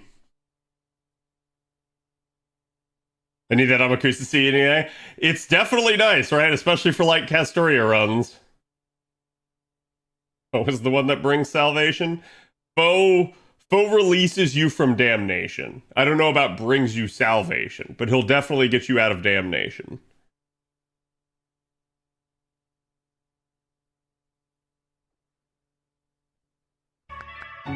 Oh, there's the annoying music. At least it's not, like, ear-bustingly loud. Never mind, it's on 5 volume. Like, 5% volume and it's still that loud. What the heck?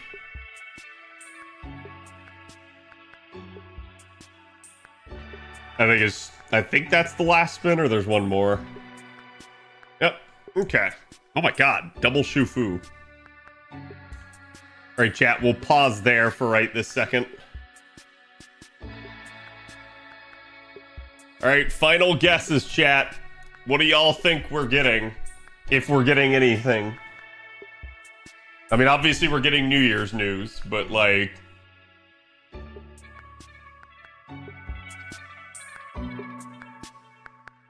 we get nothing. I like the way you think.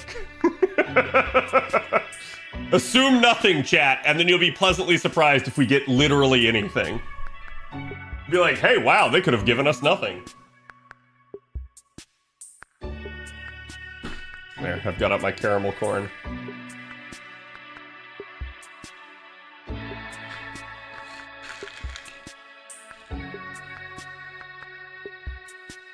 A speech and a goodbye. Like I said, I think there's 4 things. I think New Year's. Strange Fate gets mentioned. LB7 Part 2. And if we're lucky, we get QOL early.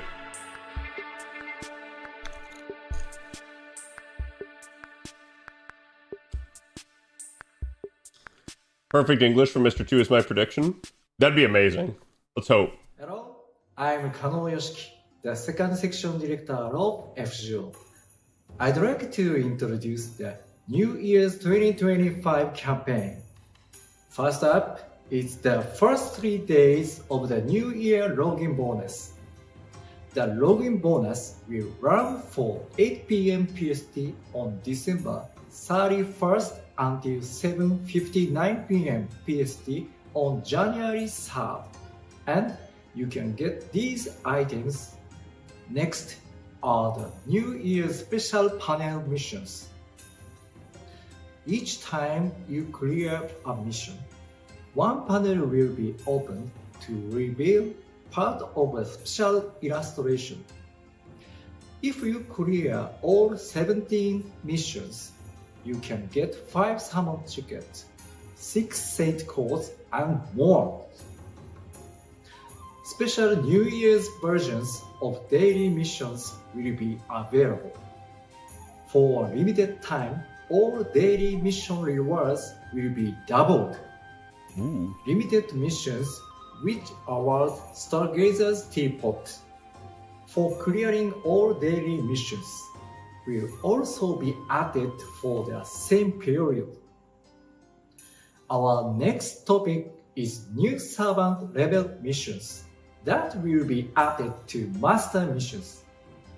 Missions that award saint codes based on raising your servants to certain levels were already available for your first 1, 2, and 3 servants at each level. The new missions will be added permanently and award saint codes for raising 4 and 5 servants to certain levels. You can get up to 20 saint codes by clearing all the newly added missions. We also have this for you. We are increasing the number of EXP card sets included in the monthly lineup of items available in exchange mana prisons. Until now, you could exchange for up to 5 sets each of 5-star and 4-star EXP cards each month. We'll be increasing this to 10 sets each per month. That means that up to 100 of both types of EXP cards will be available for exchange each month. This change will make it even easier to level up your servants. Happy New Year to you too. This next campaign is for brand new masters. For a limited time, we are increasing the rewards available through the Start Dash login bonus. You can get rewards worth up to 132 saint core summons when you log in for 14 days. And don't forget that the one-time special summon, where you can choose one out of 32 5-star servants to summon, will be available no matter when you start the game. If you haven't gotten around to using it, it might be a good reason to pick up the game again. For masters who have been away from the game, we'll also be holding the returning master login bonus. it will award enough Saint Quartz for up to 11 Saint Quartz summons and a variety of other items over 14 days. Masters who did not log in from 8 p.m. PST on November 20th to 7:59 p.m. PST on December 31st will be eligible for this login bonus. Next up is the latest news about our social media campaign. If you help us reach a total of 20,250 reactions combined on our official X and Facebook pages, we'll give out a New Year's limited craft essence and 20,250,000 QP. The eligible posts will be going up after this stream ends, so keep an eye on the official accounts. I still have more news for you. First, check this out. Oh? We'll be giving out a New Year's gift login bonus. The first time you log in on the first 3 days of the new year, you can get 30 Saint Quartz. This login bonus will only be available from 8 p.m. PST on December 31st to 7:59 p.m. PST on January 3rd, so don't forget to log in and claim it. Next is this.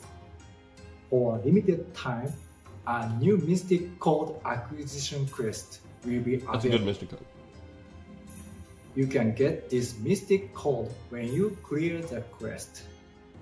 Got overcharged. Alright, I've kept you waiting long enough. Let's talk about this year's guaranteed summon. That's a nice jump cut. First, let's go over the basics.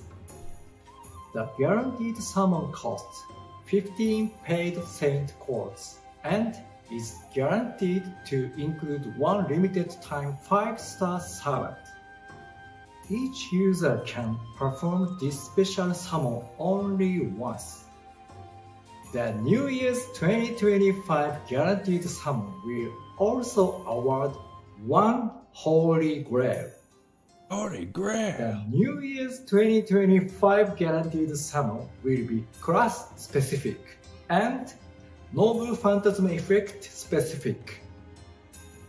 20 different groups will be available, divided up by class, then Noble Phantasm type. These are the servants eligible for the 20 different guaranteed summon options. The New Year's 2025 guaranteed summon will be available starting today, December 31st at 8 p.m. PST. Remember, each user can perform the summon only once, so think carefully about which group you want to choose. Can you guess what's left for my final announcement about the New Year's campaign? Let's go straight to the video. Here is the new servant being added to the game for New Year's 2025. It's a long video.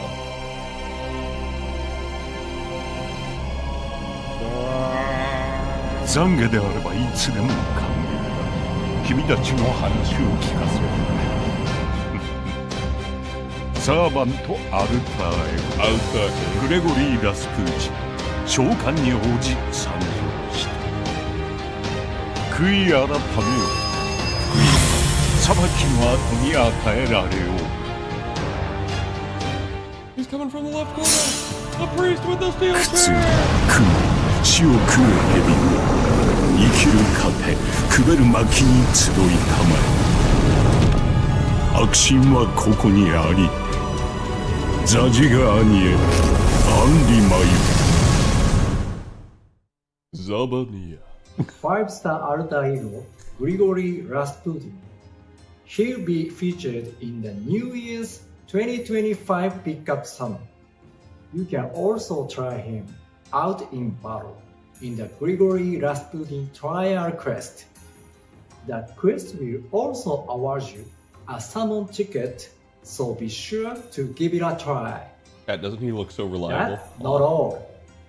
The New Year's 2025 pickup summon will consist of 8 pickup lineups featuring a total of 15 servants. Each lineup I think we're will just have getting a New Year's different news. pickup period, so be sure to check the in-game news article for details. The New Year's 2025 campaign will start today, December 31st at 8 p.m. PST. Rank-up quests will be added for Gilgamesh and Enkidu, who also appear in the anime Fate Strange Fake Whispers of Dawn. Finally, I'd like to give you a look at our schedule for the first half of 2025. What? Part 2 of Chapter 7 is scheduled for late January Oh, come on, 2025. You definitely want to be prepared to clear this chapter as soon as it comes out. And here are some of the events we have planned for the first half This is an actual of roadmap. 2025. Good job. They each have various participation requirements, so you'll want to progress in the main quest in time to join in. That's all from me. Thank you for watching. I'll see you again in 2025, and as always, please continue to enjoy FGO. Please continue to enjoy FGL chat. He did a great job. It was actually amazing. Like such good English. You definitely hear us have. You can still hear that their underlying reason for giving us this roadmap is that there are requirements for each of these events that you need to have done. I pointed this out before, that when they gave us the roadmap last year, it was not a roadmap at all. It was just more or less a warning of like, hey, you need to get story done so that you can do these events. Because it didn't have every event on the quote-unquote roadmap. So I'm like, well, it fails to be a roadmap if that's the case. And that's still kind of what they're doing here, but it just works because I believe this is all the events. I don't think there's anything in May, if memory reminds, because of something else that's going to happen then. So, yeah, exactly. So that should be our Ordeal Call 1 release date. So, again, yeah, this is a fairly like comprehensive roadmap in that regard. So like, I'm gonna give it to them. This is good. This is exactly what I wanted. Thank you, developers. You did it right. Kudos. I'm gonna give you credit where credit is due. Okay, like I've told you guys before, I'll be harsh on the devs when I don't feel like they're doing what they should be, but when they actually do something they should and they do it right, good job. This is exactly what we like to see. We now have. Basically, again, this is coming early February. So if you guys remember, they do early, mid, and late are your your 3 brackets. So it's basically 10-day allotments each. So we kind of know roughly when each of these events will be coming out as a result. And that's good. I much prefer that. I actually like to know when stuff is going to happen ahead of time. It helps me plan accordingly for my content creation schedule. And it helps me inform you guys about how things are going to go rather than having to guess.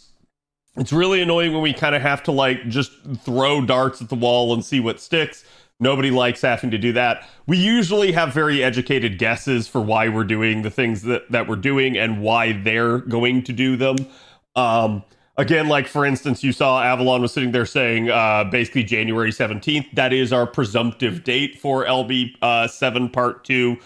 We don't see any reason not to still think that. He literally told us mid-January here. So that literally fits right into that, if that's the case. Which I want to be clear. If you're curious, this is already a departure from JP. JP had it late late January. We are getting it mid-January. So we already predicted this. We knew it was going to happen. It happened on a couple of the other servers. Boom, there you go, mid-January. So it's one of the reasons they gave us Nitocris Alter early, and that was just yet another like warning sign that this sort of thing was going to happen. So again, not all of January is going to be dead like in a thought. And part of this kind of flows into what they need to do later in the year. They do need to push some stuff forward. They have a really weird schedule this year, so expect that.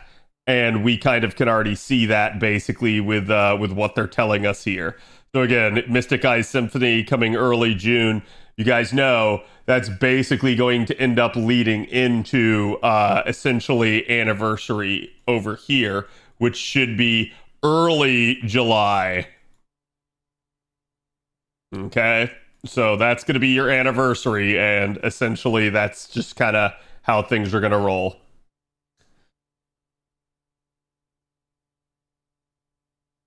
Tower event had to be pre-Annie. Yeah. Yeah, and again, that's kind of your problem is they have to precede the Anniversary for stuff like this because they don't want to mess up the GSSRs and everything. I'm surprised. If you're surprised about this, these are actually already out. Somebody already pointed this out to me before stream. So yeah, those two actually came early for Strange Fake. Again, nothing else though here really unexpected. We did get the one quality of life there early, as we were pointing out. Where was it?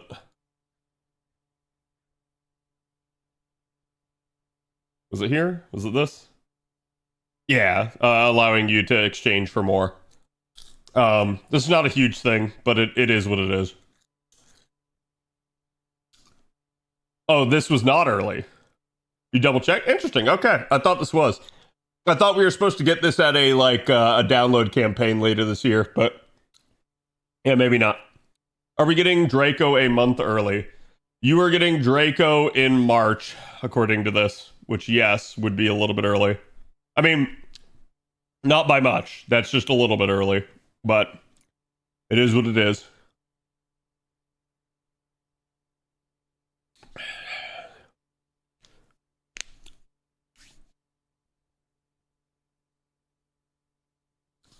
Basically just 2 weeks, yeah.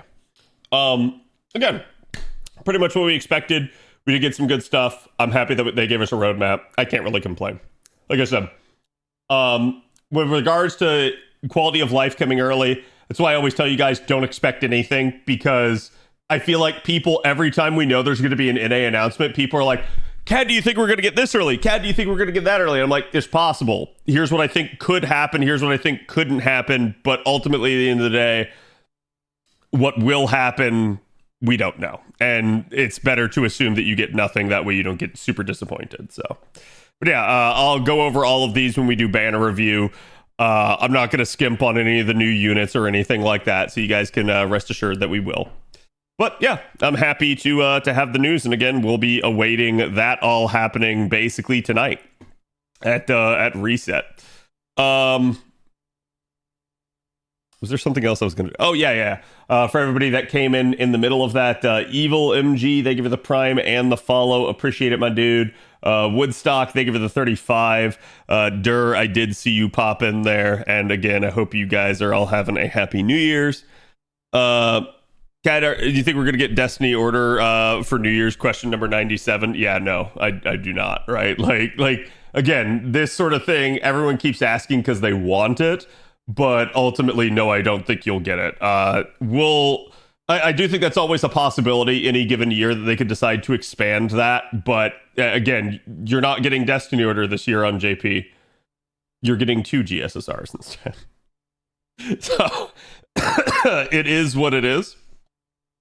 Let me go over the GSSR with you guys, since I'm going to be rolling it here in a second. So, yeah, we've got a ton. An actual metric ton. So remember, you can choose 2 of these, which is really, really, really, really, really, really, really, really nice. You cannot roll 2 of the same. So I can't go like, oh man, I'm going to roll this one and I want Okita, and then I didn't get Okita, so I'm going to roll this one again. Doesn't work like that. You pick one and one other. You don't get to pick two of the same. And again, it's grouped by sex, class, and NP card type, basically. So this is quick females, and it's technically supposed to be like night classes is what it is. That's why you have 2 sabers and a lancer here.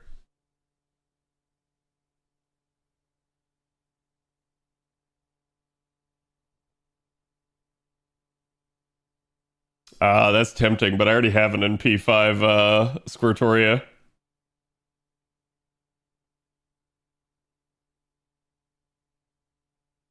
So this is arts female night classes.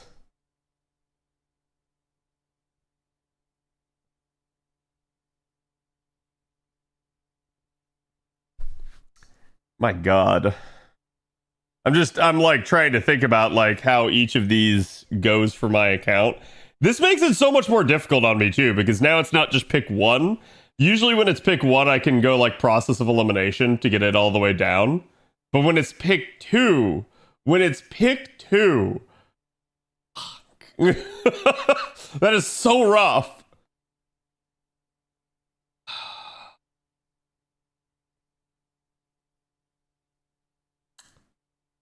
Oh, it's 15. It's 15 per. So I still have to spend it twice.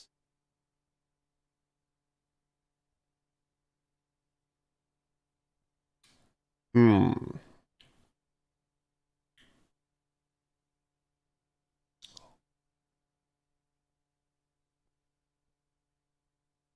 as well go get the pack then.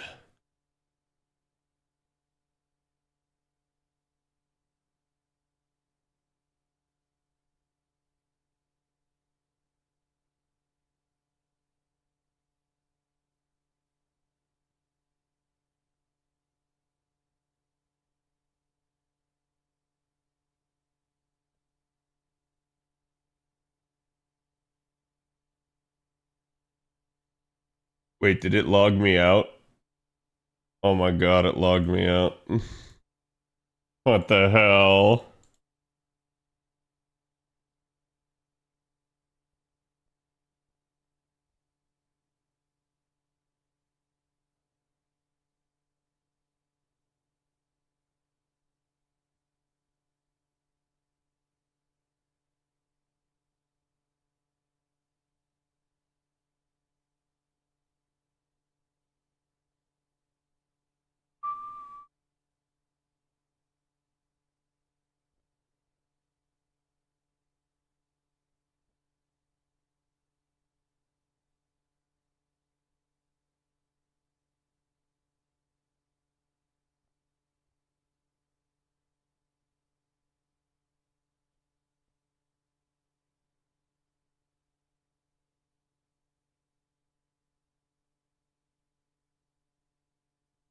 Sorry, chat. This just takes a second.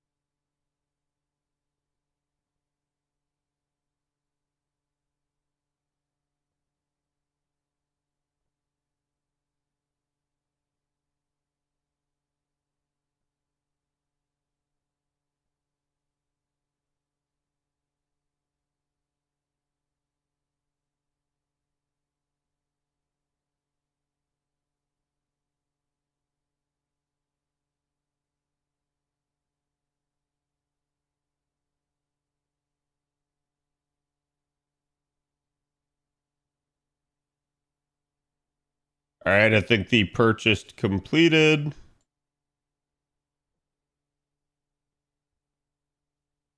Okay, so let's continue through. Ooh, so Alice, Huyan. That's actually like, especially if you didn't roll Alice or something, that's not a bad one. The Da Vinci bit.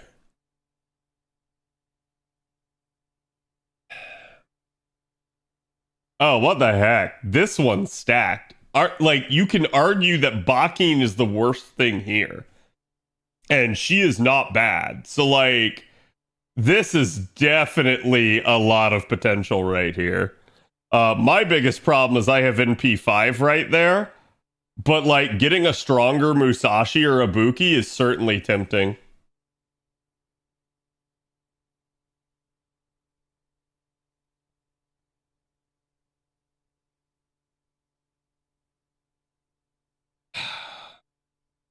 This one's also stacked. But man, that's a downer. I'm getting so sick and tired of this. Because, like, I do not hate Semiramis. But it is such a travesty that the point that they have left her in, where, like, I can look at this banner and be like, man, the highs are high, but that is a really fucking low. Like, nobody wants to go that low. Honestly, that's nice. You have 3 50% chargers and then still Miss Crane. So that's just a support one. Miss Crane's the worst thing there, arguably.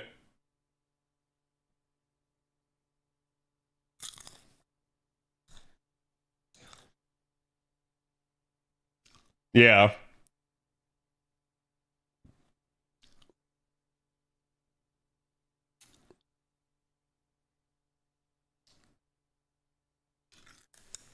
They removed King Protea? Wait, what do you mean?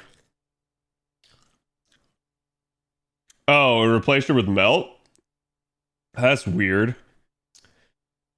I mean, they may have a reason for that, but that's definitely odd.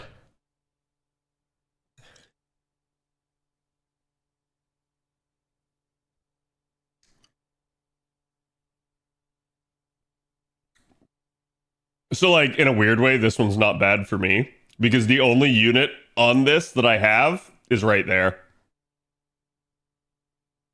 So it's like I can get a stronger Summer Scotty or like 1, 2, 3, 4 units that I don't have.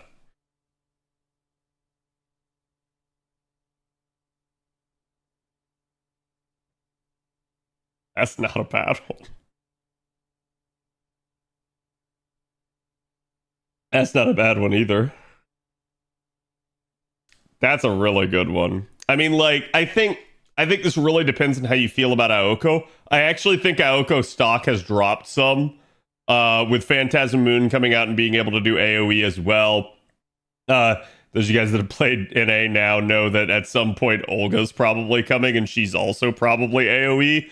So Aoko doesn't look nearly as strong now. She's not bad. She just doesn't look nearly as strong because she has to do her NP in order to get to that gimmick, which is kind of a major setback for her. But ultimately, at the end of the day, it's not like you can't use her effectively. But, I mean, crap, yeah, both of these other two are pretty nice as well. So like I said, again, this is a strong one. It just really depends on how you feel about Aoko.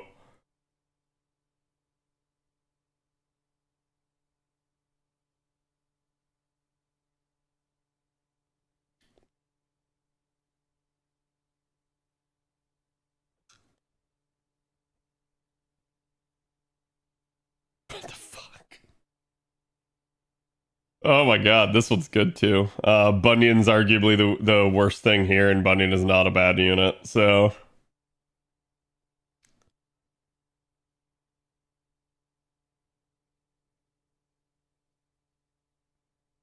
Now that is a GSSR. Especially because literally the unit that was just on banner. So, like, if you skipped, holy hell, is that one hell of a pool.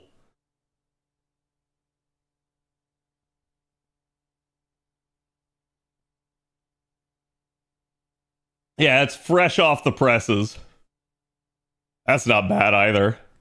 I mean, like, to me, this screams like you like to do challenge content. But if you do, these are all really fun units.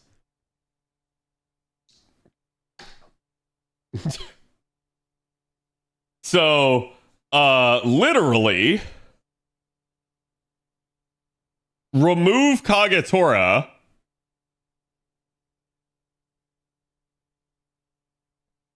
And add in Lady Avalon.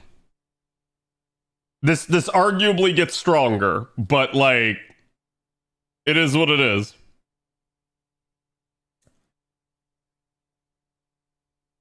Two chances at BB Dubai. That's true, actually. If you want to look at it from that perspective, some of the quote-unquote genderless units or units that are on two banners, like, it's kind of bullshit. Because it's like, oh, you can only roll one of these. Yeah, it doesn't fucking matter if they're on multiple.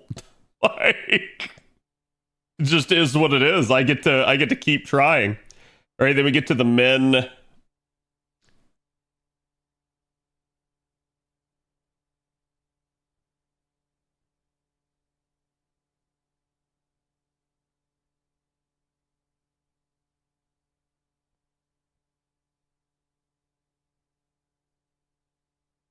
I mean, again, I think this one boils down to how you feel about one Gina, but this one's between the two.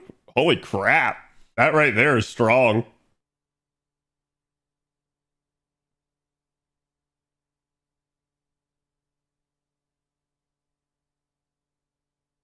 I love it for these two. I hate it for him.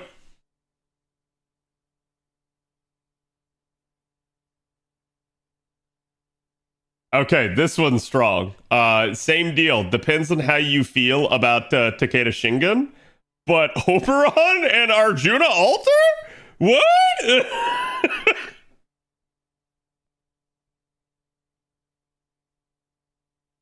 Oh, they overloaded this one too much. Like, this could have been really nice if we cut out like one or two of the units here. But at a 5 pool, I don't really like that. And then I think that's story. Oh, yep, there you go. Lay 100 spin. Oh, that's interesting. So the 100 spin is here, but it still only displays as a 10 spin for free because I haven't done my free daily 10 roll. All right, hold on, chat. Let me see if it refreshes to give me Le Quartz. There you go. It did. Yeah, normally I don't have to like completely reload the game. You just have to back out of the summon screen and go back to like the main menu and it'll re-up. All right, so of these two, which one? This one. Do I need to explain this to you, chat?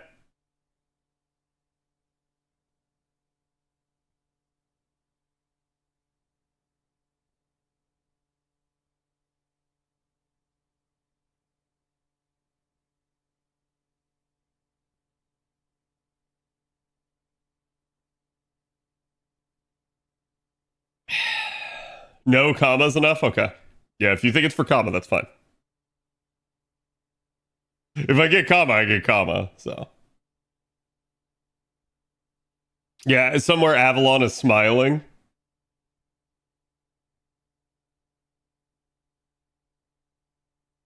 I'm new here. New year, new me. I see. I understand.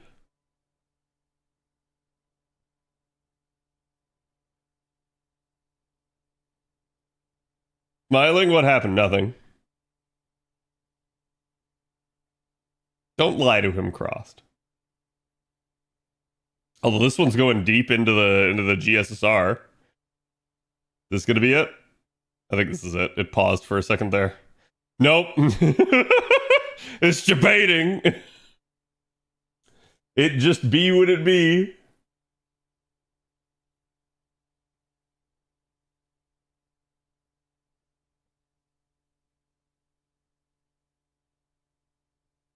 Oh man. It's gonna be the last thing.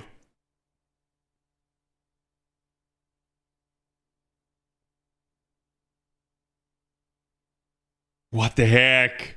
What the heck? Ushi must be the only one that can appear here.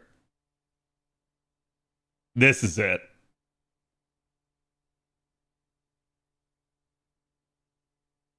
Etchan? Oh my god. Oh my god.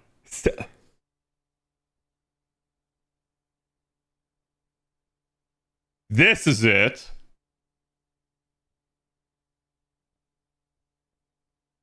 Let's go! Yes! Yes! Oh, that is exactly what I wanted. Oh. Oh, yeah. I did not have MHX on my JP chat. That is a perfect, like, 1 in 5 pull. Thank the Tomacat. I would have been fine with Etchan. The one I was worried about was Made Alter, because Made Alter was a NP5 for me already on JP. Sometimes, chat, you just send it. Sometimes you just go and you don't think about it. And you don't let the gacha have a chance to screw you over. Now I have the much more difficult conundrum, though. What's my second one? I'm not sure. Like, it's actually tough for me.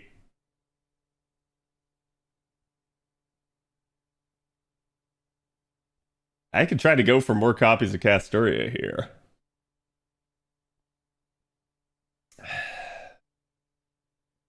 The other 3 Saberface banner? Wait, is there another 3 Saberface banner?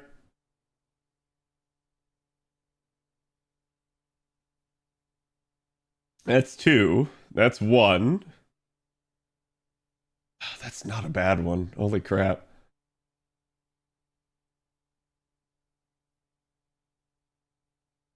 You can choose choose 2? Yes.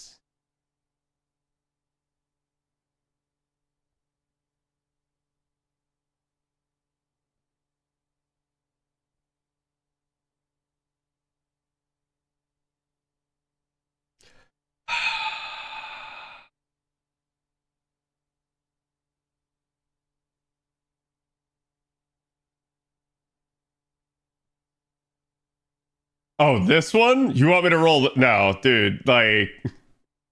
No.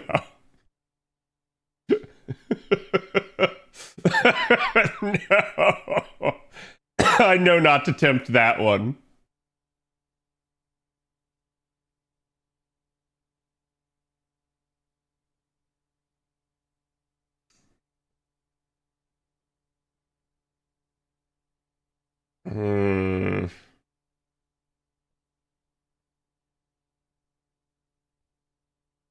USO's coming on that one. Yeah, if I roll Squirtoria, I'm getting a USO, and I know it.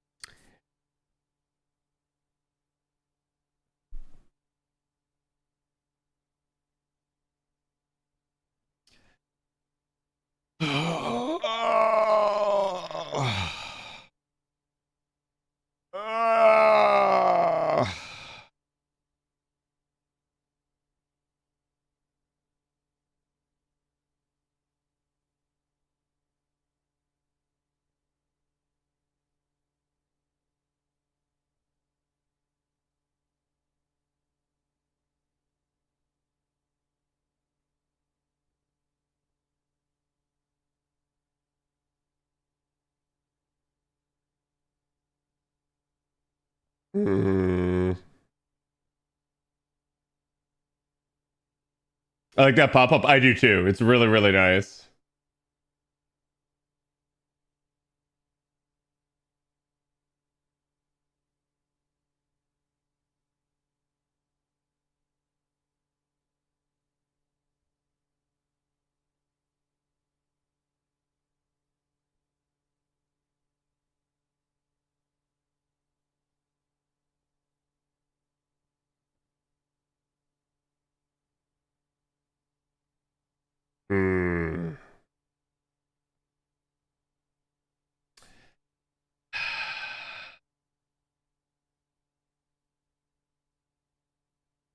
Just parry the USOs? Listen, I've always been shit at parry.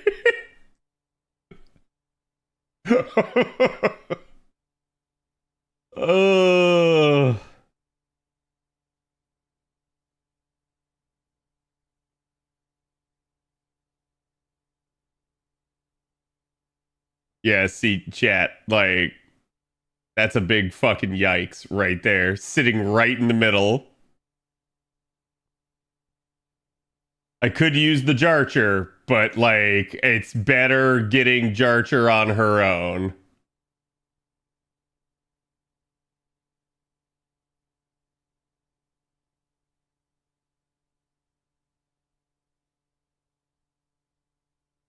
And that's the first one, right? Yeah. All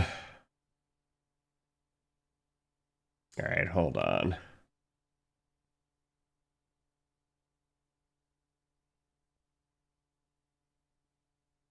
The second choice is harder. The first choice was easier. The first choice was fuck it, we ball. The second choice is like, I need to actually activate strategery.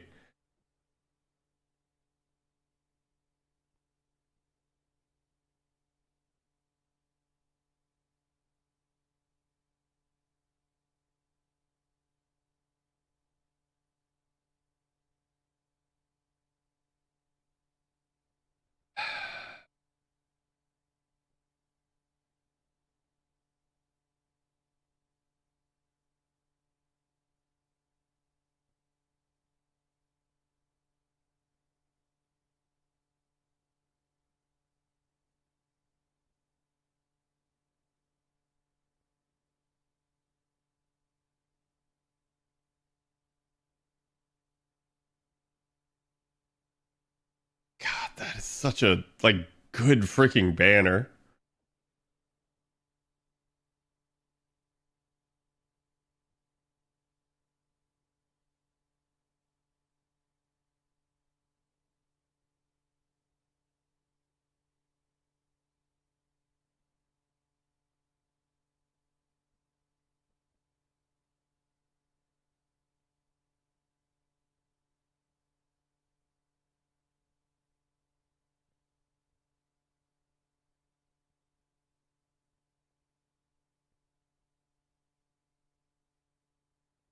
Wait, chat, where's that summary button?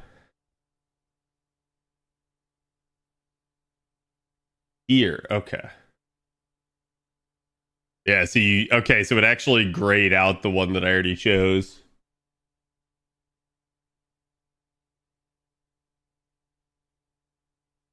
Well, it's not going to be any of the male banners.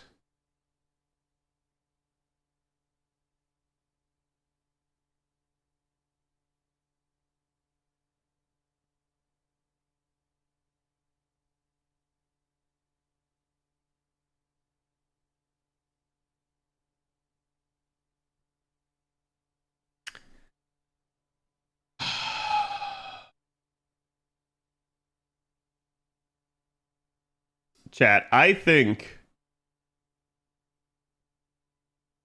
it's between here, here, here,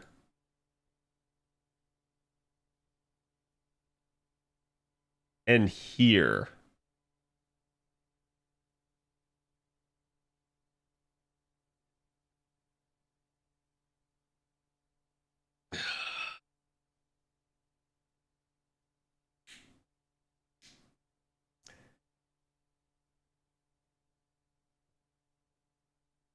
Not the Khadroth drop banner. The Khadroth drop banner, there's a reason I don't have some of those units.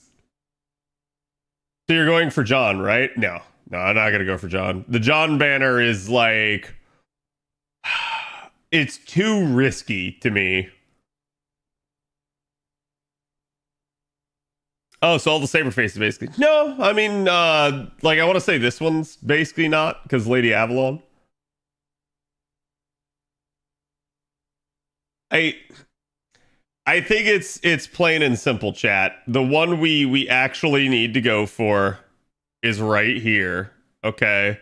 And that's why we're going to roll this one instead.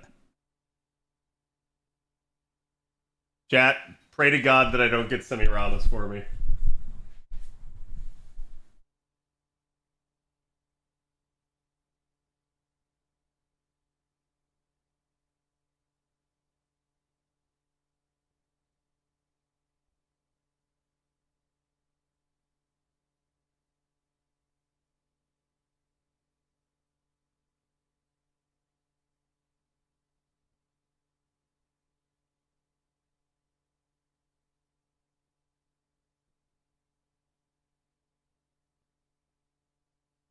I have no idea how to tell when it's over.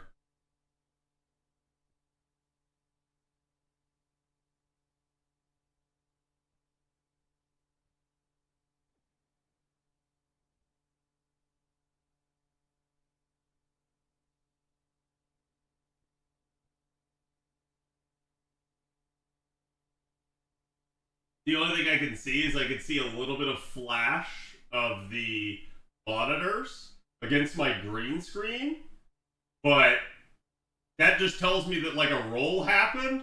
I have no idea like the gravity of the roll or what roll it's on. I'm just gonna keep facing this direction for like another minute or so.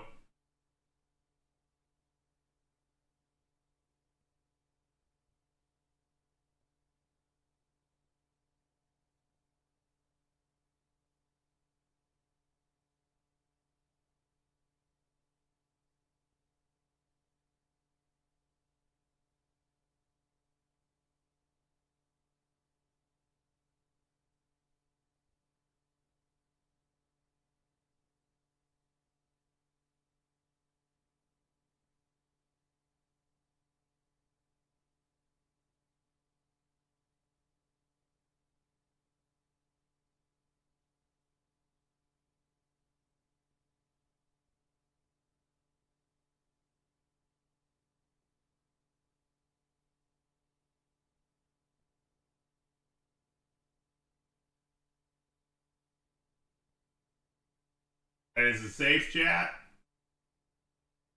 Is it safe? God fucking damn it. Right as I turned around.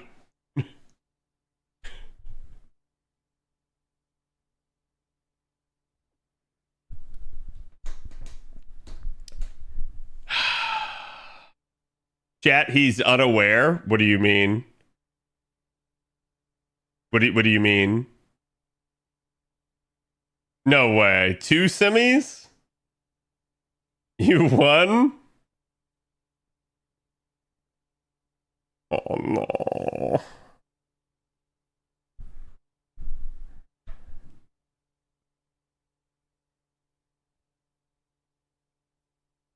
Oh, I see. I got Consort U and Semiramis.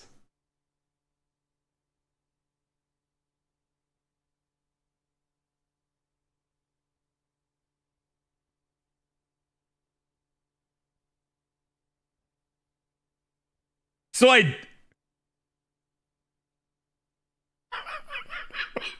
What? What is that roll?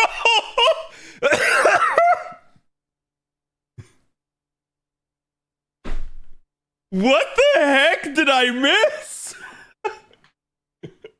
Oh my god, dude. I'm like, okay, I did get her. Okay, I did get that. Wait, I did get Total Eco. And then what the heck? I'll take it. That's a fantastic GSSR. I can't even be upset over the Semiramis and stuff. Like, there's 2 new characters. I'm never gonna be upset over that. I didn't want Semiramis, but I'll absolutely take Semiramis. And doubly so because chat, now I'll be able to like pull her into a composition and show you just how bad she can be. And a little bit how not bad she is. Again, like, we can talk a lot about a unit's performance, and I can show you, yeah, she's not gonna be like topping the charts, but also you can still get away with using her, and here's how you can do it. So, like, yeah, I'm not upset about that. I'm definitely, if it was just Semiramis, I was gonna be like, man, that just, you know, I got exactly what I didn't want to get. But I can't get upset over a multi. That's straight up like, again, and low key, Tonalico is one of the things that I really wanted. For some odd reason, Morgan continues to avoid my JP. That is now the 4th GSSR I have pointed in Morgan's direction, and she has just absolutely denied me. So it's been really funny. I cannot believe that, though. I turned around just in time and I'm like, all right, let's see. And I'm like, I see chat like going a mile a minute, and then like out of the corner of my eye, I saw Semiramis appear, and I was like, oh, fuck. Because I assumed that I was like done already, and that I had given it way too much time, and that was gonna be a thing. And no. I'll take it though. At least young Morgan likes me. Yeah, it's fine. It's just like basically in the GSSRs for some reason Morgan keeps denying me, and like I don't blame her, right? Like it's one of those deals where she's probably like, no, you need to roll me yourself. you can't just luck out. But no, I will absolutely take it, and that's going to make her a 120 project there as well. Cross, thank you for the 9 months. Appreciate it. SL Ocean, thank you for the follow. I'm sorry I didn't see that earlier. Said I'd sub if you got Simi. Just not how expected, right? Like assuming that I was going to get somebody. So, you know, Simi was a 1 in 4 chance, but instead it defied the odds. That's definitely one of my best GSSRs ever. Like, just straight up. It's not like, oh my god, this is like the most perfect, most awesome GSSR, but it was a double with 2 SR servants. That's just solid, no matter how you look at it. Yeah, MHX was like inspired. Oh man. That's one I can't believe I got away with. That's like, I went into that 1 in 5, of which one of them was an NP5, and I yoinked out the exact unit I wanted. That is absolutely amazing for me. That is arguably better luck than the second GSSR. But I'll take it. Get in, get Saberface, get out. Yeah, I smashed and grabbed. That's all it was. Are each of them in P5 already? That would seemingly indicate that. Check Lobo here. Lobo's already in P5. And that means Cat's in P5.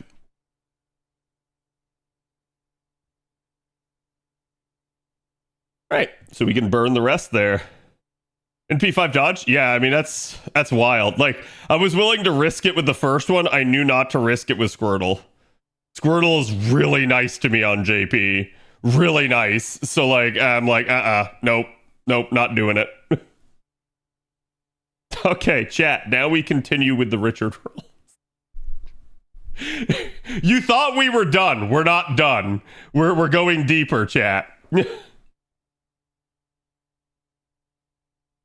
Either roll me on my banner or no marriage, pretty much, which is funny because I do have her from that. It's just I've tried to get like a second copy to get her to like NP2, and man, she just does not want to cooperate for me. Back to our main man, Ricardo. That's right, you got to give us that Ricardo flick. The new 4-star.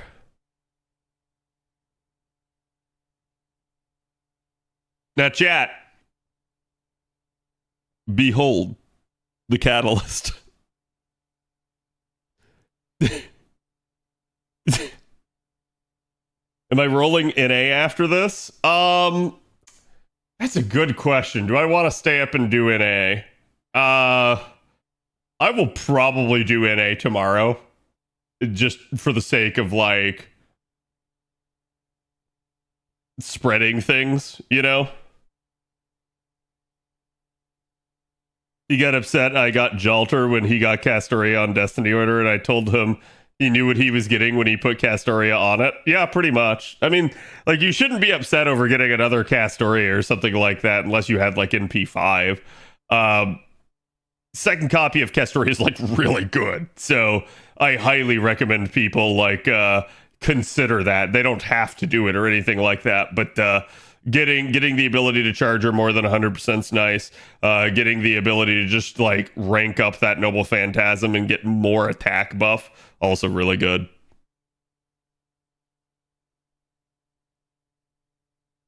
Maybe Foe scared away Morgan? Oh, you're right. I didn't even think about that. That probably explains it. Foe was super lucky for, like, everybody except Morgan.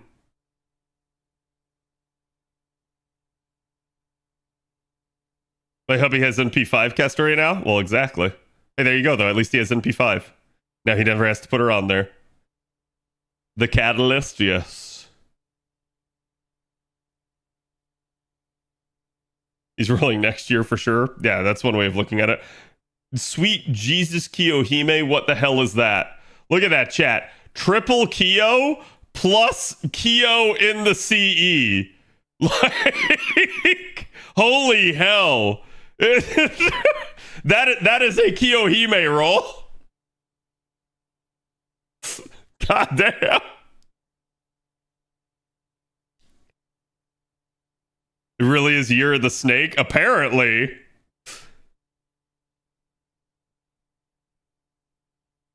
You're gonna get unshinned.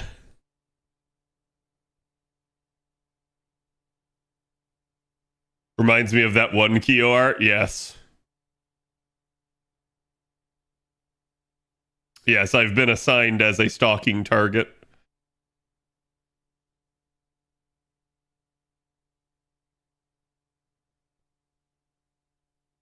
What's the Cataxes effect? I actually have no idea. I haven't looked at it.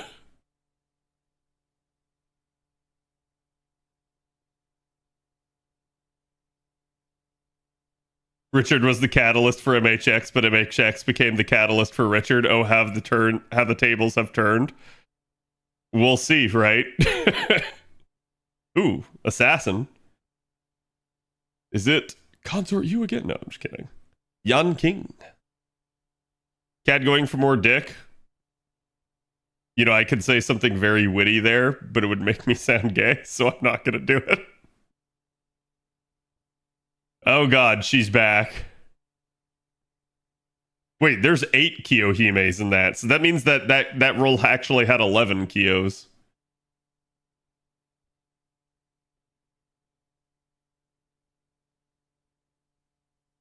Consort of Story, I know.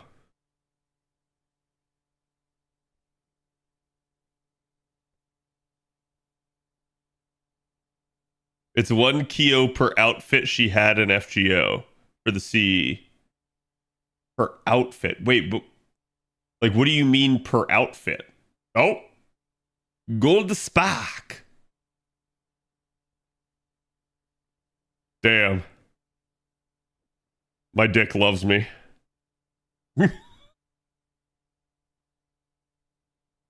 And I love my dick.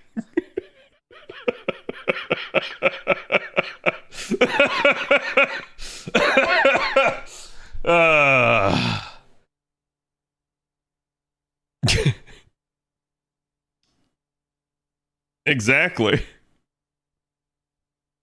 That is a sentence. It is one of the sentences of all time.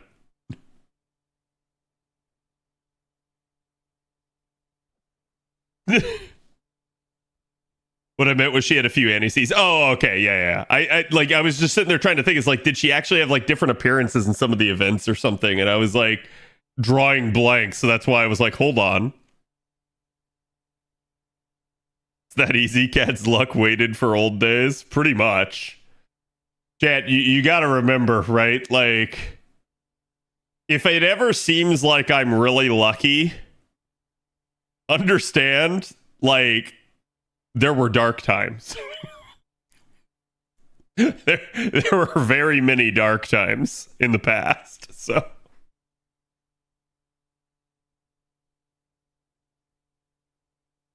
Simps are too powerful. Well, we stand together, right?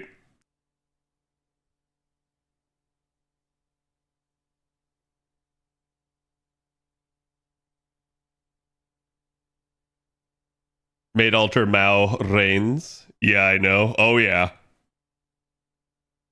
Is this guy more popular than Arthur? Ooh, that's a difficult question. I think in the end he might become it, but more or less so because they haven't done Arthur justice. Gotta repress the dark times. Yeah, that's always an issue. It just keeps coming back. The more you roll, the more you think about it. Until we get prototype, yeah. Which I heard they're apparently gonna like properly, what was it? Properly do like a manga for prototype, which is interesting.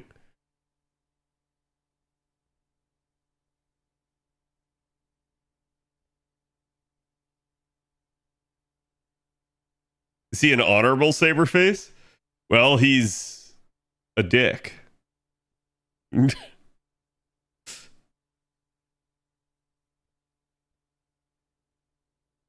Yeah, I think with Strange Fate coming out, he's gonna shoot up in popularity. They pretend he doesn't exist. I think they're holding him back. First volume just shipped? Yeah, maybe that's what I heard. Will you first impression, Richard, or have I seen him? I've seen him. I've already looked at his stuff. Chat almost never gets my true raw first impression because normally like I take a look at the unit before I get to stream. Every once in a blue moon I'm just totally unprepared and I have to wait until stream because like it's just like a busy day at work or something.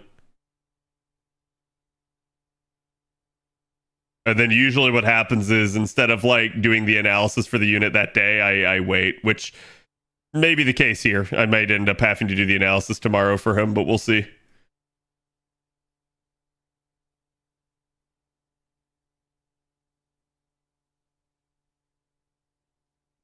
Thoughts on his persona? Why would you call it that? I think it looks cool. I saw people saying like it's like an almost like an Elden Ring thing, and I do kind of get that vibe to a degree. It is not Strange Fake spoilers though, in case anyone's curious.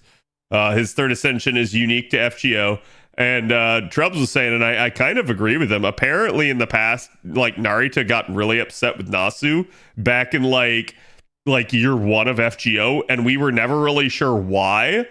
And it now looks like part of the reason for that may have been that Narita had always planned to do this with Richard, with his third ascension. And so Nasu pumping out Edison apparently may have been the actual thing that pissed off Narita off. So that's definitely an interesting like theory. I'm not sure if that's true or not, but that's definitely really like intriguing. Because it would line up in terms of like the time of when Narita seemingly was upset with Nasu. Just because Edison's a lion man? Yeah, I mean, Narita may have taken it as Nasu filching his idea, basically. Fifth copy of Black Grail? Hey, congrats. That's more than me on JP.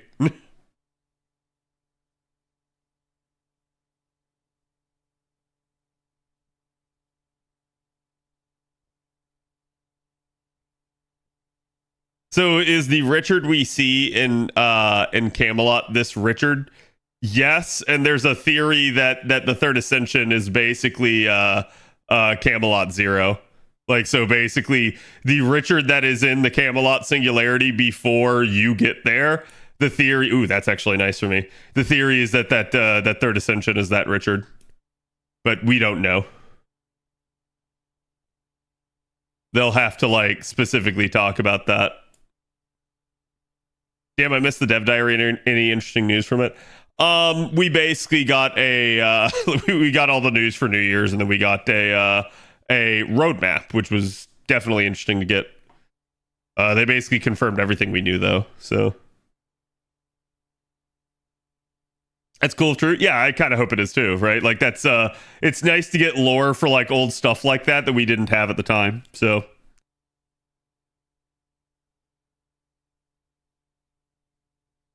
wasn't the Richard and Camelot a fake?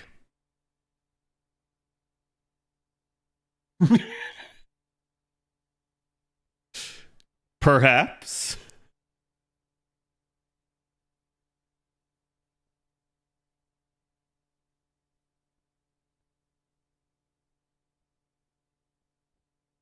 You think Richard Ascension 3 used the same bones as the Woodwoes model?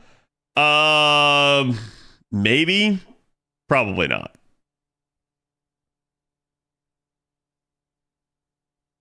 A strange fake, you might say? Maybe.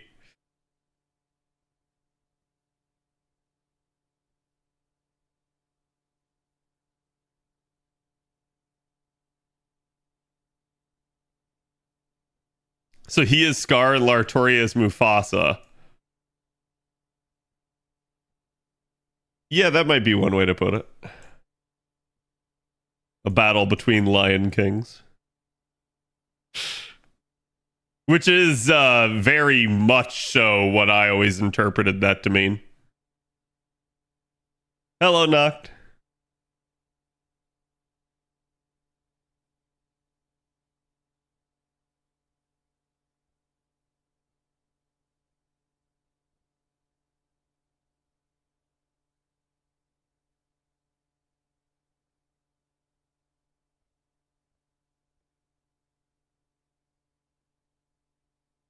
The Lionheart King that the King Arthur lore is based from? I wouldn't say King Arthur lore is based from Richard. Perhaps in some ways inspired, but I wouldn't say based off of that. Because King Arthur as a legend predates him. So if anything, it would have been the reverse. It would have been Richard quite literally basing himself off of King Arthur, which was a thing, by the way.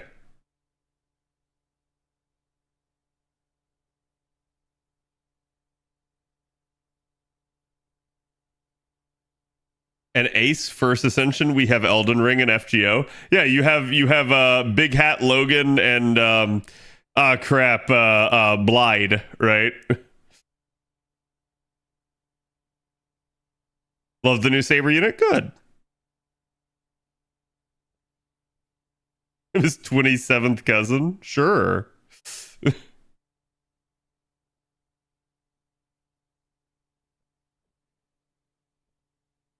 What about an Ornstein and Smog duo unit in FGO? Oh, that's easy. That's literally Don Quixote.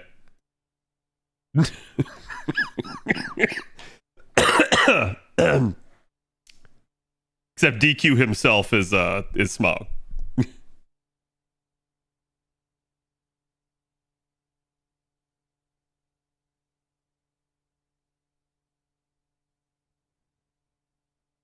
Saladin Servant win. I've actually wondered about stuff like that, if they were ever going to do a proper like Crusade Singularity or something. Because like you kind of have that with Camelot, but you kind of don't. Like it was close, but not that. It'd kill for that, yeah. Don't forget Blyde from Guda Guda. Shh, that's upcoming this year. They don't know. Or wait, no. Hold on. Did NA already have that? Yeah, we did. We already had the T Guda Guda. Okay. Yeah, my brain just went like, wait.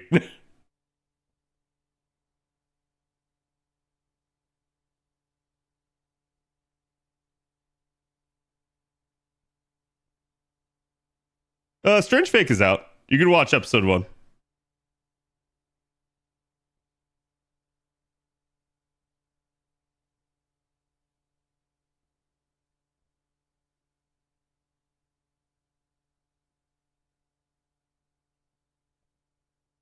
Oh no, it's okay, Sparksy.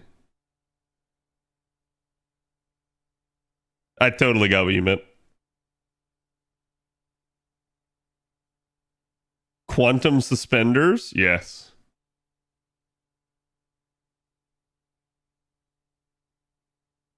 Really enjoyed it. Yeah, I mean, I will ask people, for those of you that have read Strange Fake, do try to keep spoilers to a minimum. Even revealing some of the like true names and stuff, don't do it. Like, you have ways you can talk about it without being super spoilery, so that's all I ask. Because like, I myself haven't even read it all. I've read part of it, but I have not read all of it.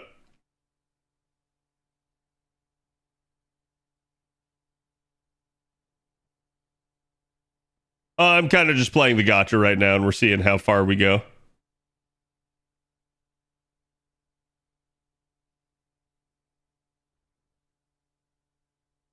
Spoilers for Strange Fake. There's a Grail War. How dare you? I think this season of anime is much lower than the last one.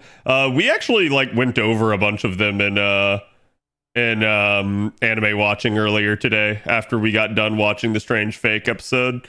We watched the final, or sorry, not the final episode, but the most recent episode of Shangri-La, and then we went over the anime for the upcoming season. I think there's a lot of like shows that have potential. I think, and I've said this numerous times before, like when people say this is a big season or like this is a slow season, people are referring to like hyped shows. And I've found that the biggest seasons for me are usually the seasons that are slower in other people's eyes. Like the seasons that don't have the hype shows usually have like a bunch of hidden gems that no one's giving a chance. Whereas like the hype shows I've noticed frequently are like not panning out as good as I hoped they would. So like I'm less excited about like big ongoing shows and more excited about like encountering something new.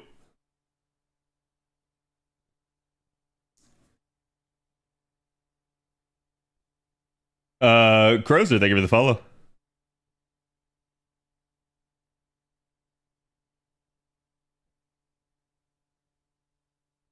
Yeah, I hate what they did with ReZero this time. The fact that they like, I'm gonna be honest with you guys.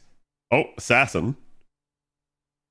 Hello, Carmilla again. Actually, that should make her NP5, so that's good. Or at least NP4. I hated what they did with ReZero this past season. They absolutely had just a shit ton of slow-paced rising action meant to like build stuff, and then right when it was about to get good, season break. And I'm like, bro, no, that is not how you do that shit. Like, you got to give us a taste first and then break us. Don't just break it before there's any payoff, because it's just going to make people forget about the show. So it's like some people will be excited and they'll remember and they'll watch it. Other people will just absolutely just drop it at that point. So I really hate when shows do that stuff. Because, like, again, I like ReZero. I don't have problems with it in general, but the pacing this past season was terrible. Is Invincible all over again? Yeah, 100%. And they should have learned from Invincible not to do it. Costa. Ah, Cersei. I don't know how many of her I have on JP. Maybe in P5.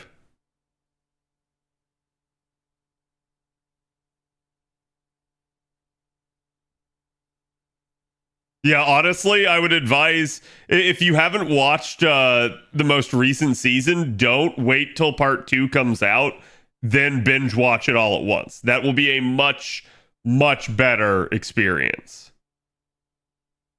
I was very confused when the next episode didn't come out. Yeah, I don't know why they did.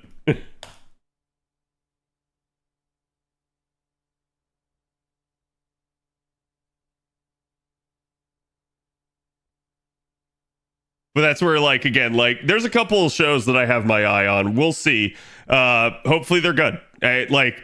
I'm definitely somebody that's always looking for, like, more stuff to watch. I do not watch stuff usually based off people's recommendation. Like, if there's something that, like, I was on the fence about and people start recommending it, then I'll go give it a chance. But I'm not just going to watch it due to hype. I always watch a show based off the merits of the show itself and whether or not I actually like said show.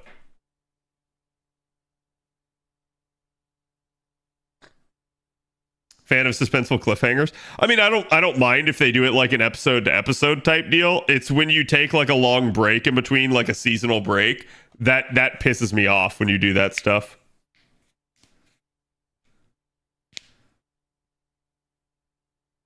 Same thing with another certain show. Yes.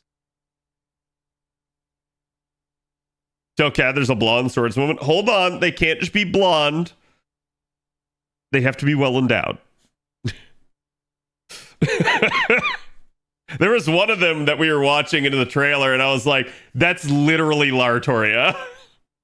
It was like, it was Lartoria, but with like purple eyes instead. And I was like, hell yeah. I was like, I'm watching it.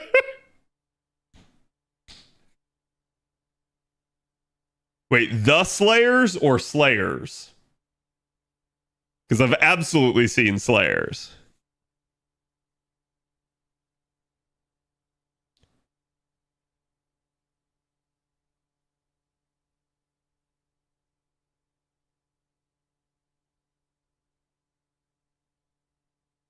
Oh, gold orbs.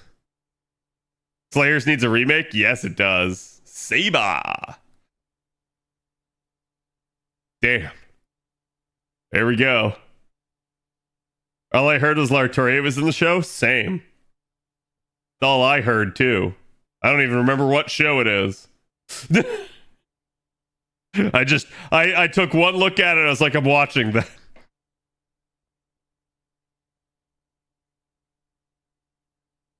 You're on one hell of a streak. I'm not surprised. That's all I can say, chat. I'm not surprised.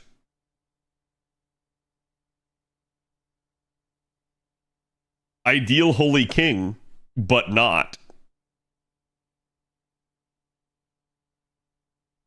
Perfectly timed roll with the song. Yep. God, all of those Kios. Jesus, that is just nightmare fuel. I can only imagine encountering all of those Kios.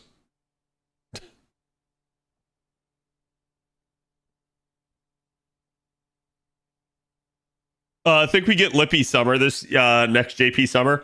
I'll tell you who we're getting. You're absolutely getting Lalter Summer this year. Did you guys watch the Fujimara Ritsuka Doesn't Understand? That came out with the new year here? It was an entire freaking Artoria episode. It was all Kawasumi voicing everyone. It was amazing. It was clearly the best episode ever of all time.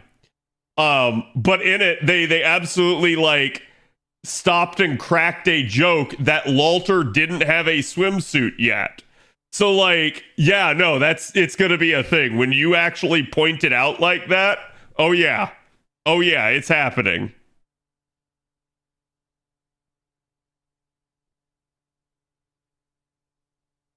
We need Neko arc for summer. I honestly, and I'm dead serious when I say this, they need to stop putting new characters in summer. Like, I'm A-okay with having like newer summer characters, but it needs to not be completely fresh with summer. Give us the character first, then give us their summer version. Stop doing this is a new unit in summer, because that just throws everyone for a freaking loop.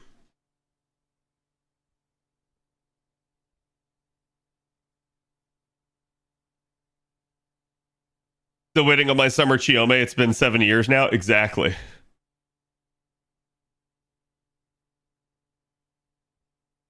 Yeah, it was, Maestro. Like literally at the end with the credits, they were like all the Artorias, and it was just all Kawasumi over and over and over again. Just her name repeating, and it was freaking hilarious.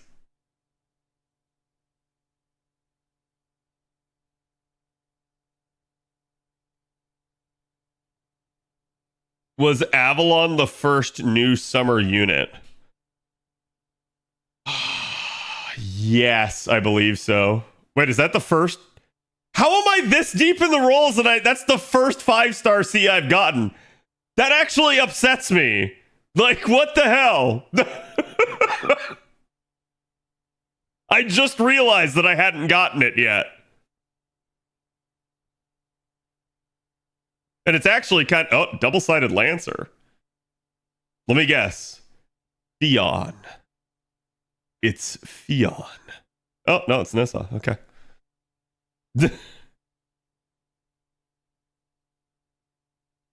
I tried to channel that into what I assumed it was going to be. LB7 tomorrow? You mean like am I gonna stream LB7 tomorrow? Probably. I mean I'll with the way this stream is going, I'm gonna have to do like Richard tomorrow. I'll have to do NAs rolling. Second I complain about it. But we'll see. If I don't, it'll probably be Thursday at the latest for when I get to LB7, but I assume I'll have time to work it in.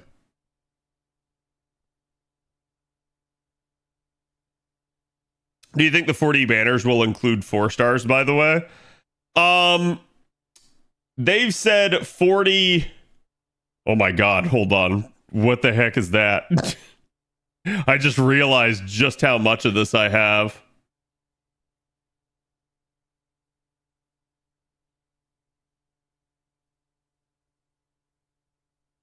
Is this another Triple Q song, chat?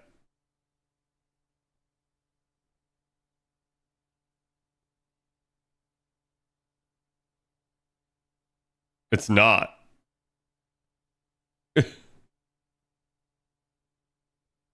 Yeah, I'm surprised. He's normally the one that blends 3 songs together. How many copies so far? 3. You're in P3. But do I think they'll include 4 stars? I think when they say 40 to 50 units on rate up, they're talking SSRs. Do I think they will include 4 stars with that? Some of the banners might have 4 stars. Yeah, it's like I don't know, right? Like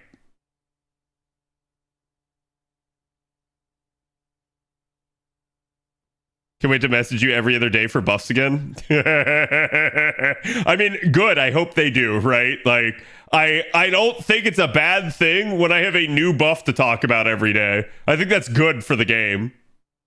It gives us something to talk about. Oh, yo? Let's go? Not the alter form, but I'll take it. In fact, that might be NP5 of her finally for me on JP. Yeah, it's very neato. Oh, gold orbs again. Servant rate's really good so far. Bazaka. Ah, Tomacat. The harbinger of hilariousness.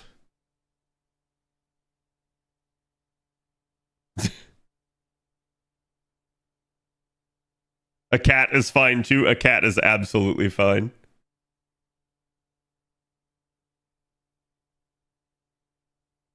Look, chat, it's our Saber from the British Isles.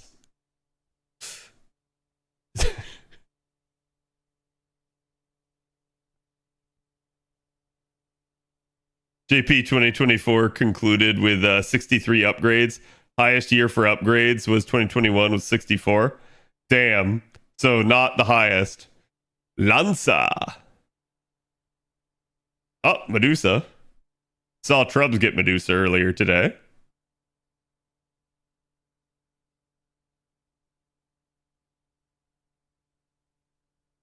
Yeah, so they've got room to grow. This year they need to aim for 64. Look, chat, it's a duck.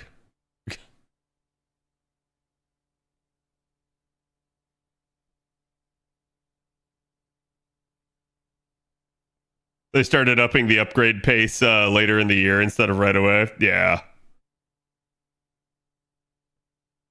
Yeah, and honestly, I hope they do. I hope they continue on. I think what we're finally seeing is the devs themselves have realized they have a problem, and that problem is largely caused by 90++.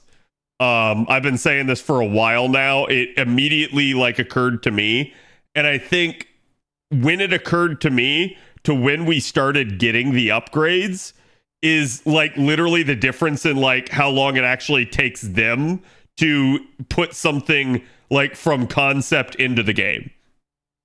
So Oh, there we go. Another 5-star. Basically, what I'm trying to say is it's like they realized it at the same time we did. That like, oh man, 90++ is causing problems for some of these units. But from the time it takes them to address that problem and start like actually like implementing fixes, it takes time for them to actually do it. And so what you're seeing is the lag in response time, but that they are doing it, right? Do you think we see other servants from Strange Fake? Yes. I think it really depends on whether or not we have a collab, though. Because they may save some of it for a collab for like whenever we do. But do I think we will? Absolutely. Am I rolling for the priest today? I will probably roll for the priest tomorrow.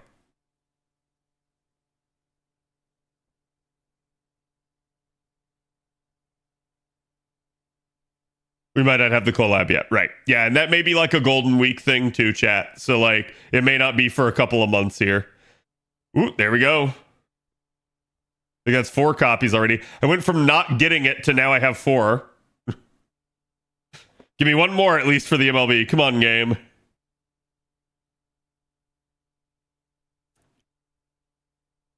It's 100% happening, just a matter of when, not if. Yeah. And I'm gonna say like it probably depends as well on like again like when they feel it's appropriate. Like they may not want to do it right away because of the anime and wanting to like delay things for spoiler reasons and stuff. But we'll see. Like it definitely would be a really, really cool thing to let that to let the anime get fleshed out and to then get a collab, rather than for them to rush a collab, spoil a bunch of stuff, and then everyone goes like, oh, what the heck, right? I missed the dev diary. Anything early? Not really. They did give us the schedule though, and the schedule shows that they're accelerating some stuff. But you know, pretty much as we expected them to. With case files, yeah, like they could, but I don't know. I still don't really like it, right? I hope they don't.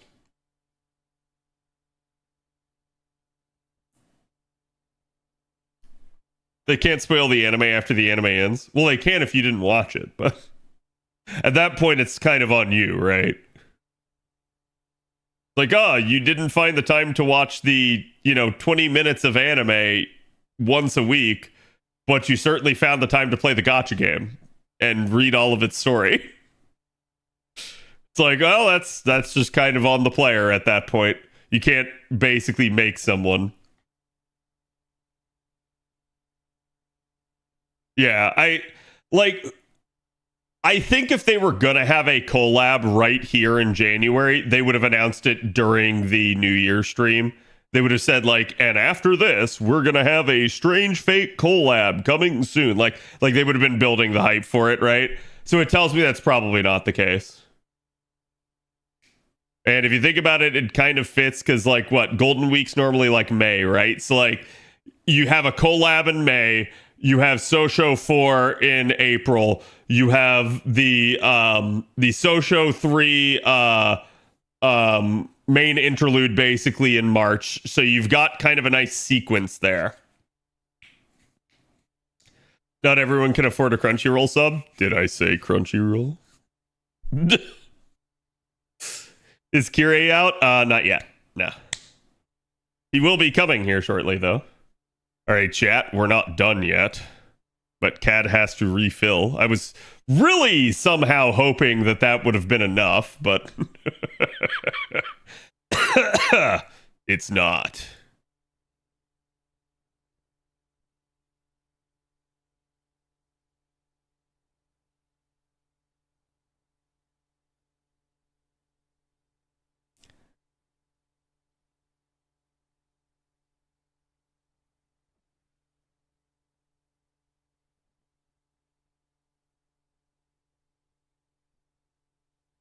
This should go a little bit faster this time.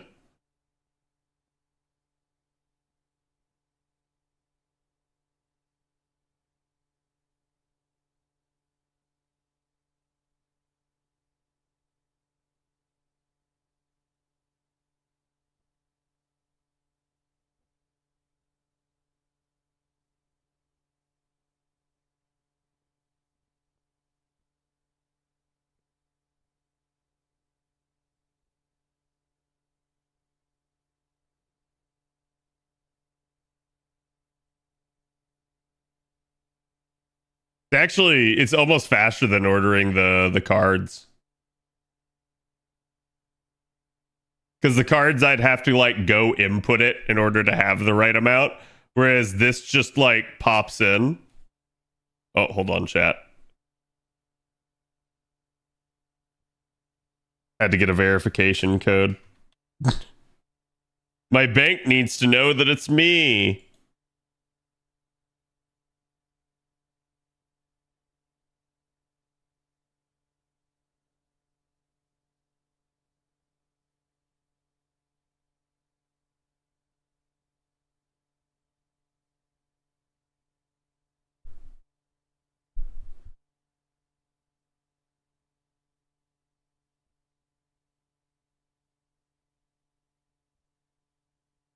Is it capture card? Okay, I was going to say capture card's the one that's messing up now.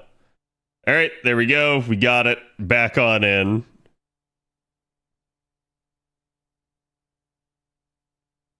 Huzzah.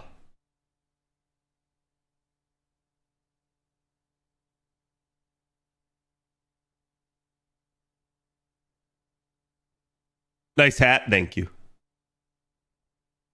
OC3 main interlude has been more or less telegraphed with the streaming regulation thing as they're gradually allowing one more per month. Yeah, I mean, you know me at this point. I don't even care to talk about that because basically everybody gets their panties in a wad over the streaming regulations as people like assume that we can't stream the game, and I'm like, you can. Like, I understand it to a degree, but like, I just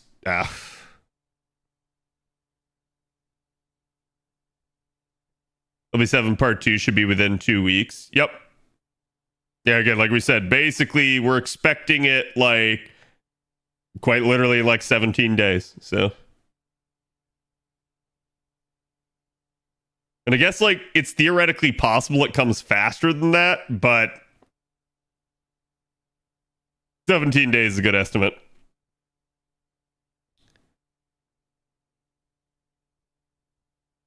I don't want them having those wacky digits off my card. I mean, that's fine.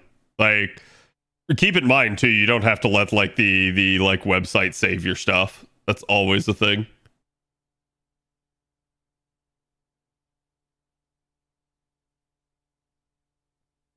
As a release, yeah.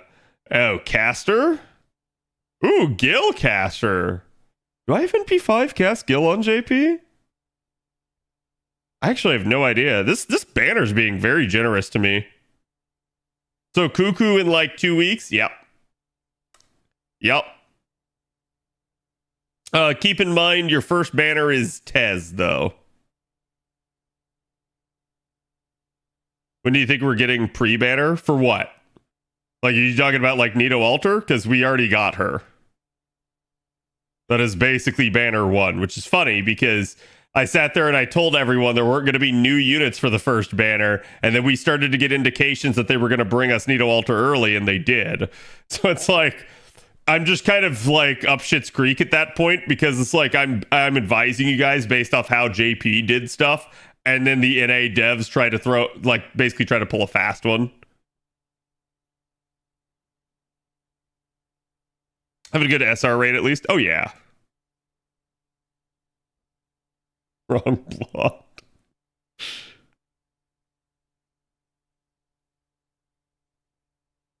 Should be Tez in 2 weeks and Cuckoo in 3, right? Yes. More excited for Tez? Oh, that's fine. Tez is a fantastic unit.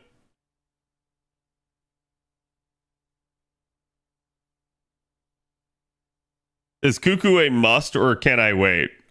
She's what?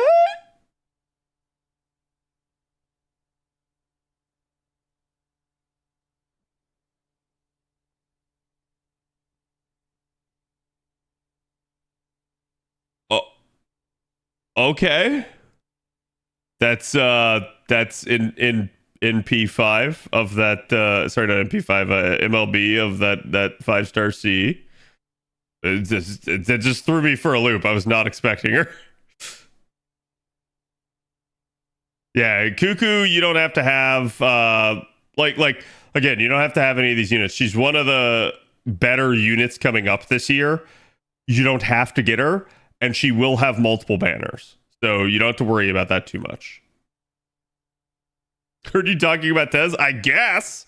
Writer. God damn it, Astolfo. At least I don't have NP5 of Astolfo. That's not a rare prison.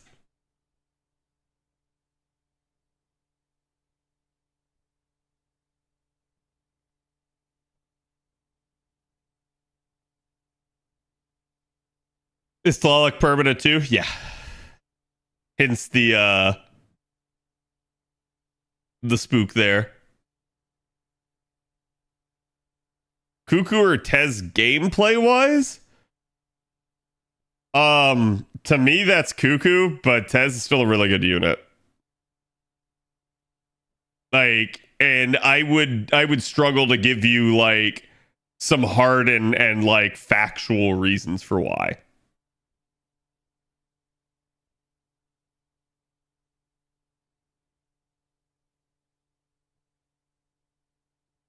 It's a trap, yes.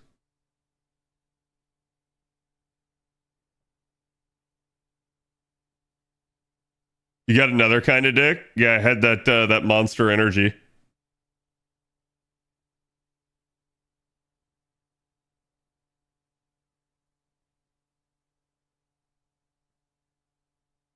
Tez is much preferred for multi-core. See, I disagree. Don't get me wrong. It's not that you can't use Tez to that degree. You can, but, and I've said this before and I'll say it again. If you're going to do a multiple damage dealer setup, a lot of the times you need some of the units at a higher NP level. I'm not going to say you can't do things with Tez at NP1. I'm going to say for a lot of the usages that people are going to be thinking about it, you're probably going to want more. So it's like, that's also always why I'm hesitant to say things like that, because I don't want to be seen as like encouraging you guys constantly to roll for more or like increasing that pressure. Can you? Absolutely. Should you?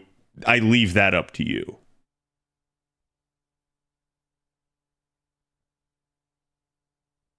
Up until Summer Caster at this point, I feel like she's the best target for my account right now. That could absolutely be the case. Like, again, it just kind of depends on what it is that you need. Astolfo came home anyways, yeah.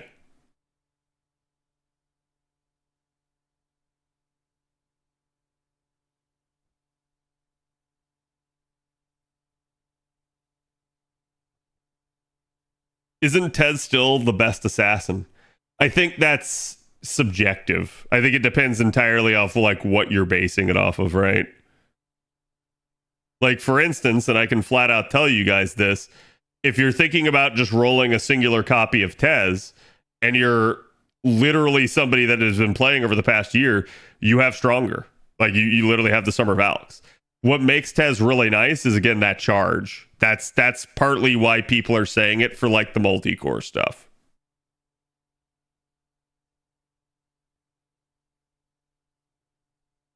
Do you think they will bring 100 FP pull to NA early? And if so, when? God, I hope, and I have no idea. Maybe by like anniversary this year.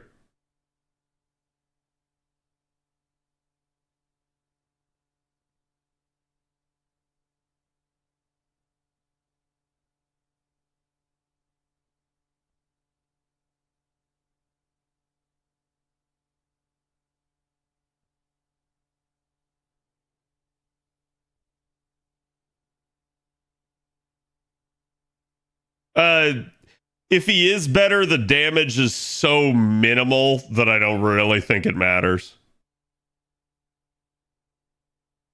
So it's like at that point where you're rolling Tez for is the kit.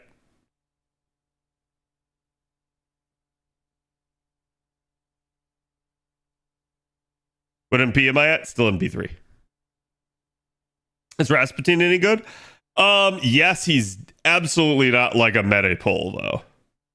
He's a very fun like challenge unit. He can operate for you a little bit in farming, but it's not really his main thing.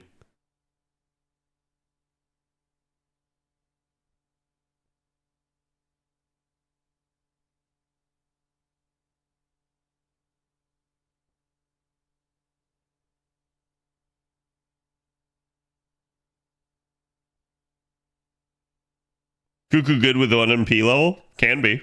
It depends again.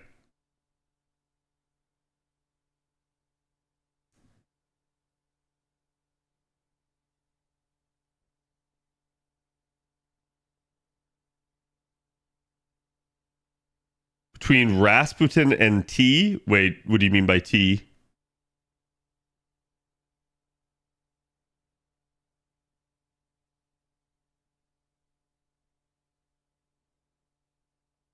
It stayed at so many years ago.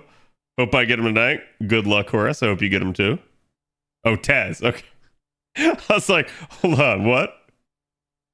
Between Rasputin and Tez, who's the better pull at MP1? Tez. At least if you ask me.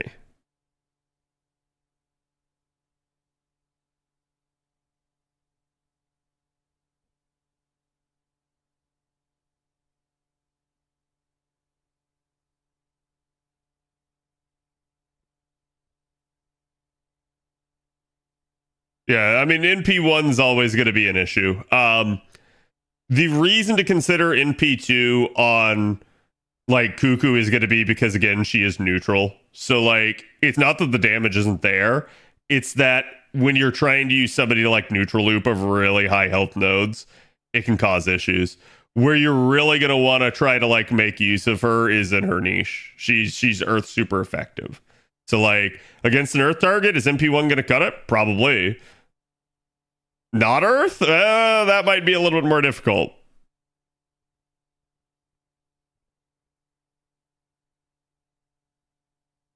Like, I've gone on the record before as saying, like, NP2 for a neutral damage dealer is usually a really good idea. If you want them to be sort of like a bread and butter, like use unit, right? But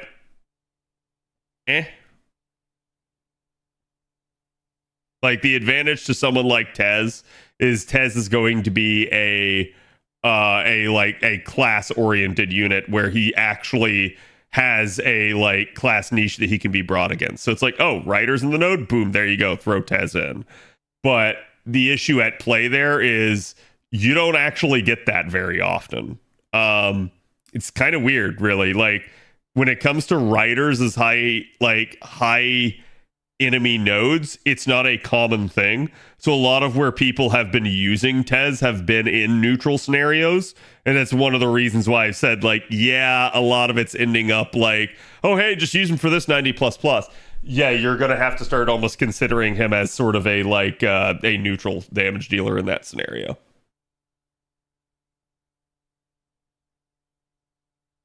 But it's like, if you're just using him to his assassin capacity, no issue with that. He should be okay at MP1. Okay, this pack was pretty nasty. Let me do one more, chat. We will see how this one goes.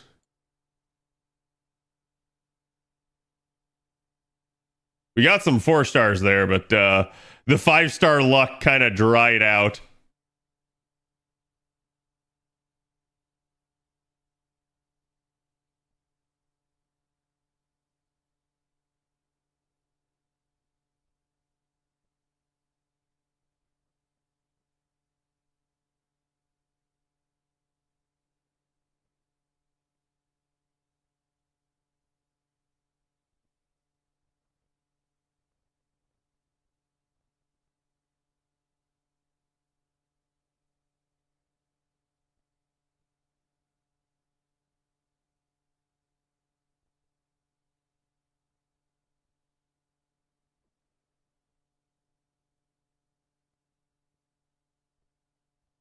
Oh, please don't send me another confirmation code. Oh, come on, bro. I literally just did this. That's annoying. They should not do that.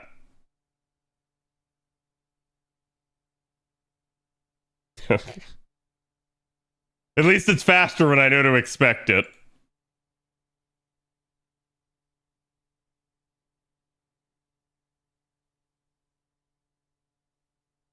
Okay, there we go. Ixeros, thank you for the follow. Welcome. It's the hat, apparently. I want Tez, but Cuckoo. Listen, chat.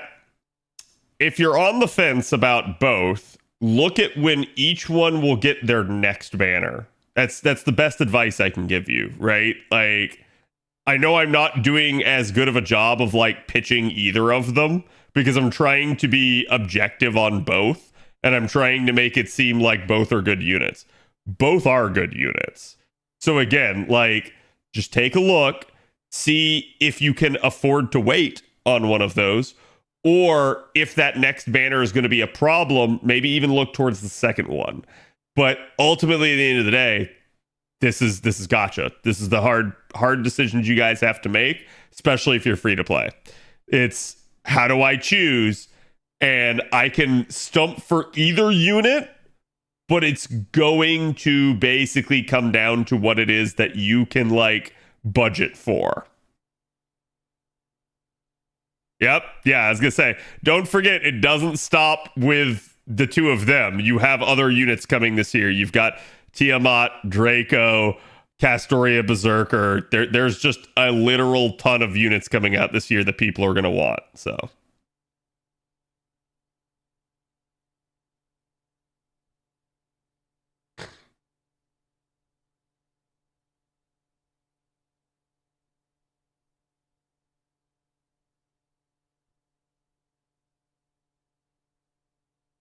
As on the next GSSR, and a pool of 3 as well. Yeah, that can definitely be a thing. Like, again, not guaranteed, right? But, like, at least you know you'll have high odds. Not just new, but old returns as well. That too.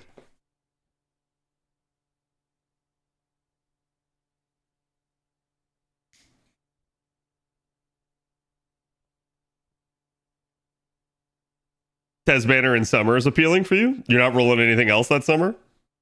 Like, that's the problem, right? Like, when a unit comes back, like, in summer or around anniversary and stuff like that, like, you're sitting there and you're like, because, like, you're trying to roll usually some other unit at that time, which is part of the reason they do it. But, like, it is what it is. It's sometimes you got to determine whether or not you actually need the unit. I can tell you of Tez, Tiamat, and Kukulkan. To me, Kukulkan has been applicable to more nodes. Tiamat has definitely had at least 2 different nodes that I can think of in recent memory where I was like, man, having her would have made this node way easier, right? Like, none of these units are the guaranteed sole solution to any of the nodes, but having them will make the node easier. And then, as chat has denoted, Tez can be used as somebody that can like take out a wave and help somebody else. So that's always been his benefit, but it's up to you to determine whether or not like that's something that you both need. And again, that like you're going to be able to roll any of these units to the capacity that you think you'll need for the content.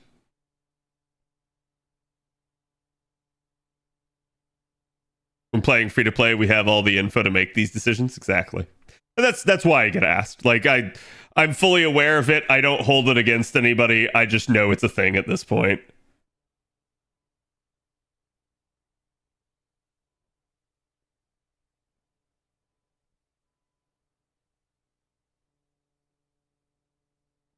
I gotta go. Happy New Year's, though. Thank you, Sparky. Appreciate it.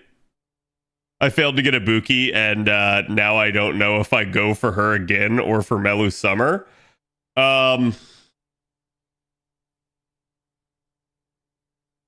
How did you get through? How did you get by without having her? And I'm asking you this almost like knowing that you got through, but asking you to make yourself think about that, because that's usually the answer to your own question. If you were able to get through without her, then you technically don't need her. So then ask yourself how badly you want her. And that's the truth of the matter, right? Same thing for something like Summer Mellow. How badly do you actually need her? Same thing for Cuckoo, for Tez, for Tiamat, for Draco, for Castoria Berserker. Do you actually need these units or do you want them? And I think you'll find answering that question for yourself will actually liberate you some. Like, do you, quote, need them? Are you up Shit's Creek without a paddle without them? Or, man, they're the shiny new unit and I really like them. Because that's want. Despite chat not wanting to hear that. Want, absolutely, yeah.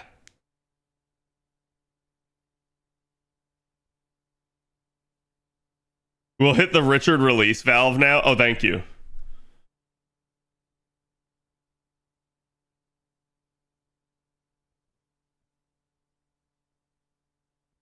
But I refuse to roll MP6? Yeah, you shouldn't.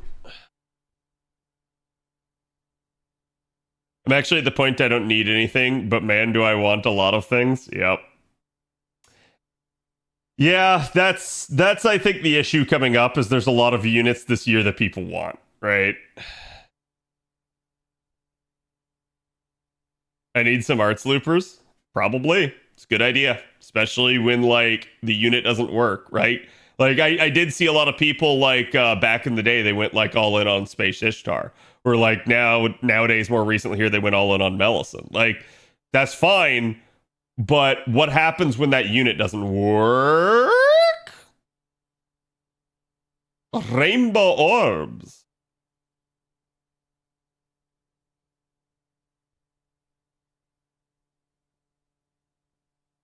The Spanish guitar apparently works for him. There we go. NP4, baby. All right. One more to go. Was that the pity copy? No, not even close. No, these rolls have actually been atrociously good so far. Like, the last pack there was pretty oof. But, like, consider that a pack has like 180 something quartz in it. That's it. Like that's both, you know, a lot, but also not a lot when you think about it. It's like, oh no, I went 180 quartz without getting a Richard. Oh no. Like it's not bad, right? And it's probably more than that. It's probably I went like 200 something without getting them. Isn't Spanish guitar just a guitar? Shh. That's less romantic. Do not say it like that. Does Dick count as a saber face? No.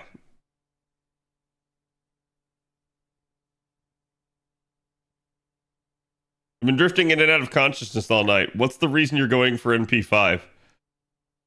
Because I can.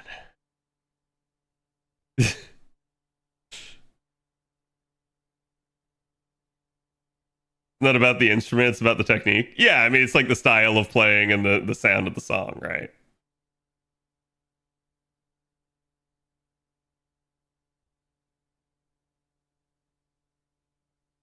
And it's great.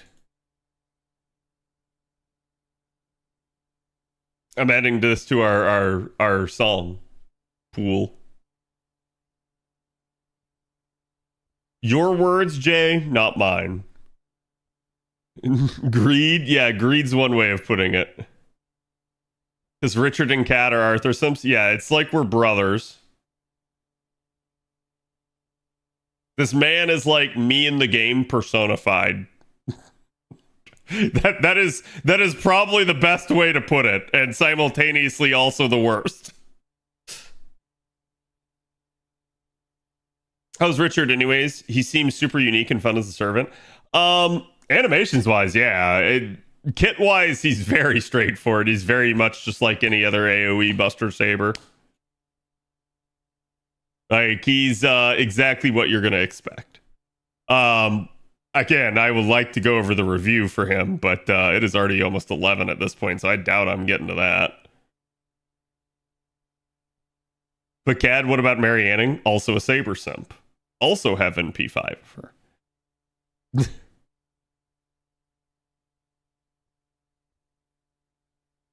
Sounds like Fergus, but stronger. Fergus wishes that he had charge.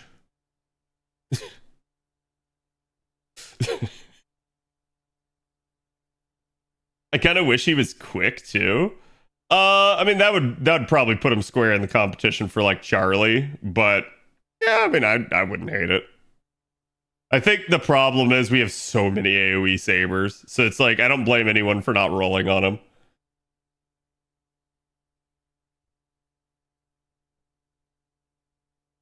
I want a foreigner. All I got is Mixa. I see. That. What do you mean? All you got is Mixa? She's a great foreigner. You treat her right.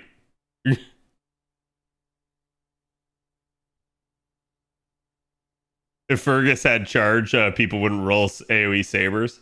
I mean, they probably still would, right? It's not like Fergus does the top damage, but yeah, that'd be a thing. Especially if you like, if you gave him like 20 or 10% charge instead of like 30%, that would at least somewhat limit him. I know he should have been single target. I agree. I think that would have been a more interesting way of handling him. I'm actually surprised, and I'm dead serious when I say this, especially based off of like what I know with Strange Fake. I am surprised how straightforward his kit is. I am very surprised that they did not pull some sort of unique mechanic.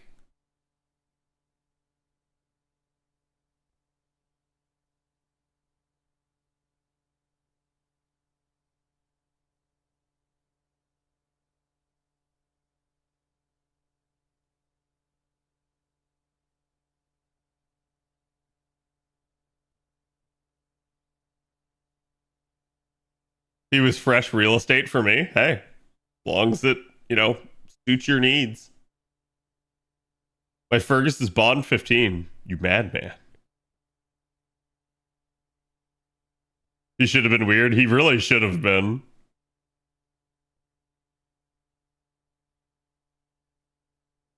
Take that mix and you give her a grail and head pats and feed her all the burgers. That's right. All the junk food. What percent was the quick arts buff at level 10? 20% if you're talking about the new Mystic Code. I'm surprised Richard doesn't have more passive, right? Like I looked through it and I was like, that's it? But not like, hey, he's bad. Like that's it, as in like I was disappointed they didn't take the opportunity to do something more out there.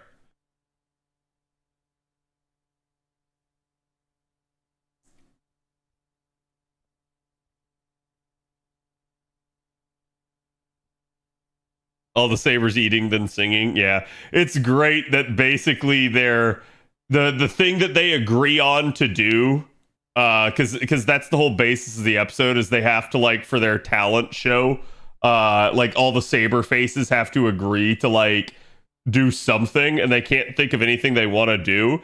So finally the idea to sing comes up, and so they all sing, and they all sing Mixa's song about food. Which just makes me laugh.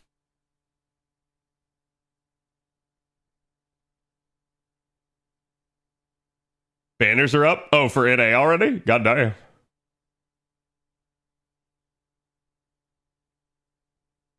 That's true. I guess the server considers this to be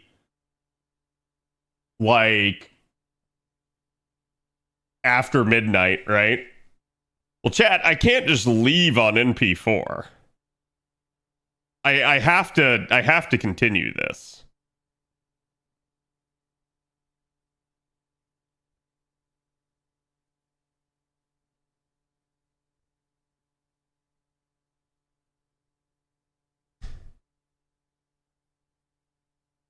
Welcome, Ash, to the Thunderdome.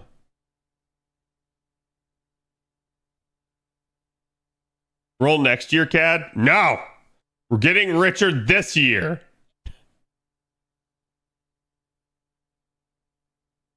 Mom said it's my turn to use the credit card.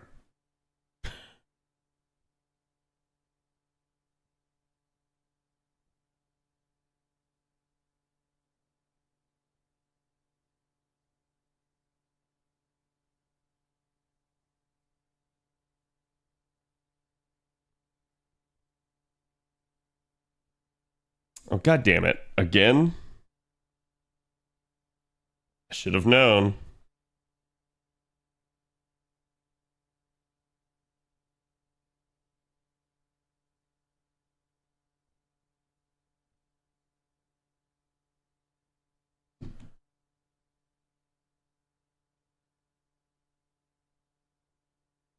That's right.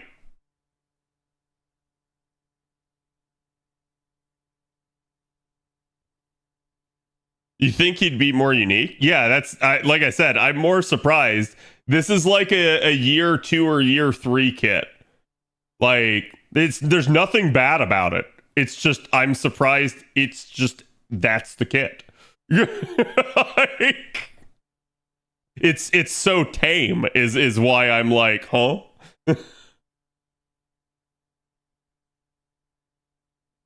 Finish him, you know you must. Listen, you say finish him,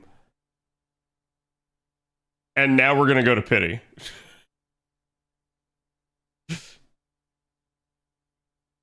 Bulls chains for January tickets, nice. Yeah, I haven't looked at them at all.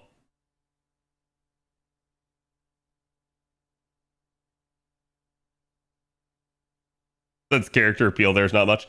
Again, I think it's like at the end of the day, if you already have a strong AoE Saber, you don't need him.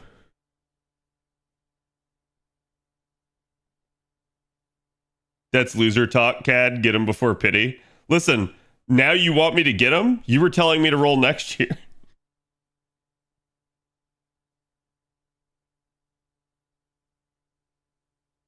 Listen, I can't just leave him out there in the cold, naked and alone, Jay.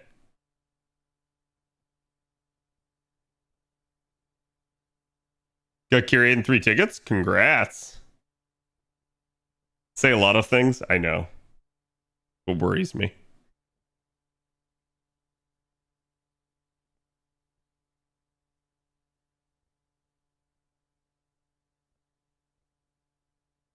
Hokusai and Gorgon. Nice. Congratulations.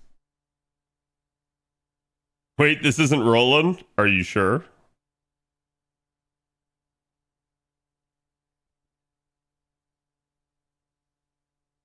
Setting on a GSSR is hard.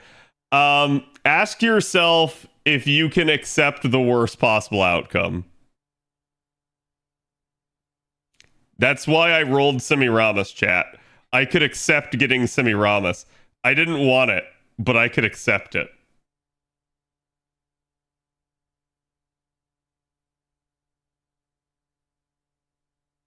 That's right. I can't leave my bro hanging.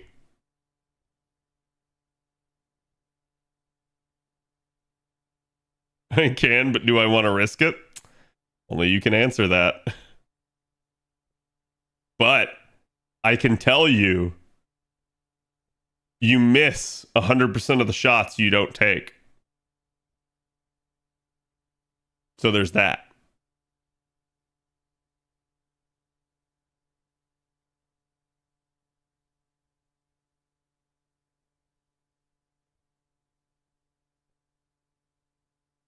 Should heads be AoE casters or single target assassin? I've narrowed it down to those two, but I'm coin flipping. I can't decide between the two. Yeah, heads is AoE casters.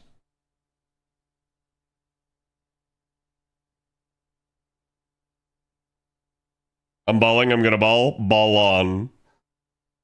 Ball on, baller. Got Reigns. Nice. Congratulations.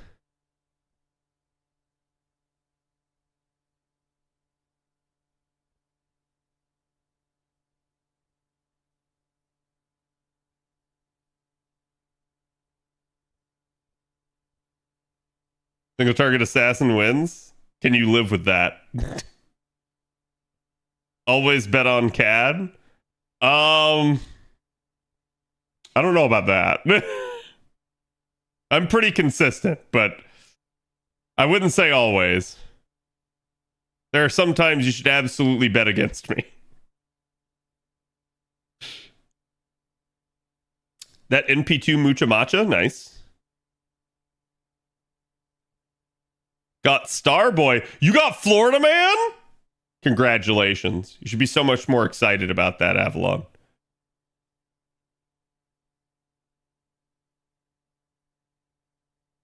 Happy New Year, fandom.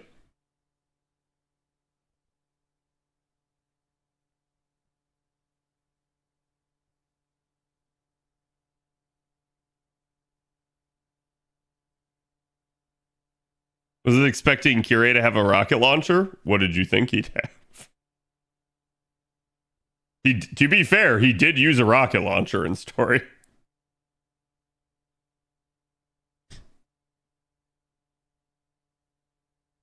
Rain's on an A2 most excellent. Yeah, I mean, especially if you never had her before, Rain's an excellent pickup. I still can't believe my JP GSSRs went as good as they did. Oh, I'm gonna pay for that on an A. It's like the NA GSSR is the one that I can't like. There's no good roll.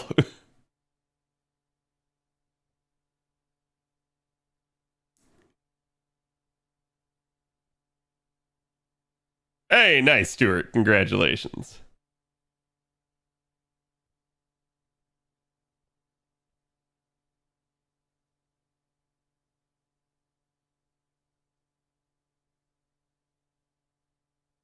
Got a Skandar? Nice. Bro, Skandar's excellent.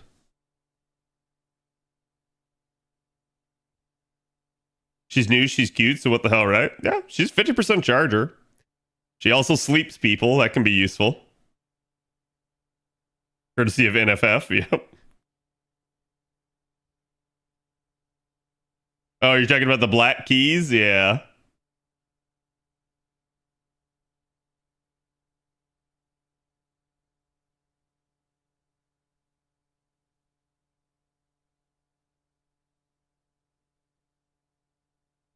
Got the only Lancer in the pool I wasn't really hyped for? Which one?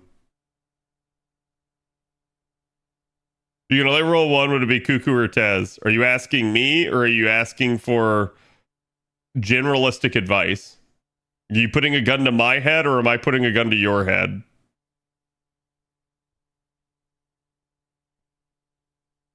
Caught him on 2 of the last 3 GSSRs? Yeah, that's a toughie.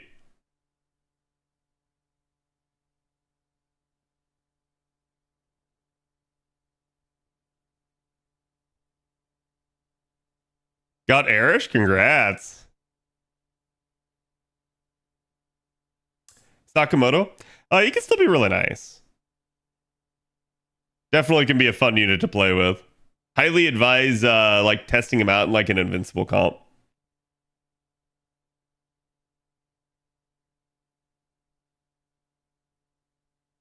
General advice. Okay, so I'm putting the gun to your head. You can only have one. Do you have a good AoE assassin? Do you have a good AoE foreigner?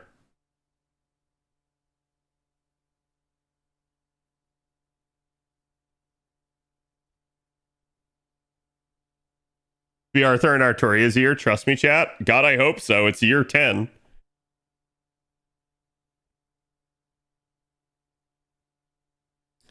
I thought we were getting 10 million QP on NA's grab bag. Nah. Yeah, the way JP denotes like thousands can get weird.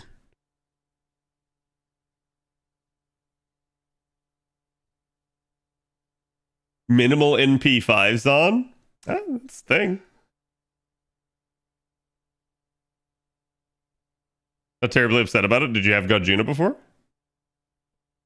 Did I get the New Year's servant? Yes. And I'm still going.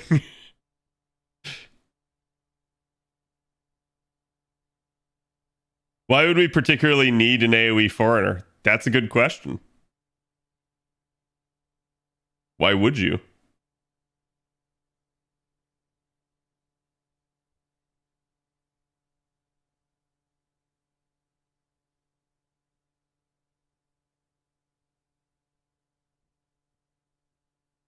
I didn't have a Lancer, so probably find a use for them. Oh, yeah. I mean, hey, he's 50% charge, so he can still be really strong for you. First Scout Juno, hey, definitely nice. Richard kind of shy now. I mean, hey, you got to understand. He's been poking his head out a lot right now.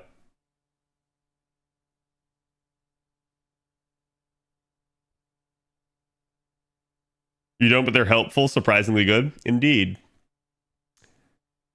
Remember, you can also use foreigners against foreigners. That too works, chat.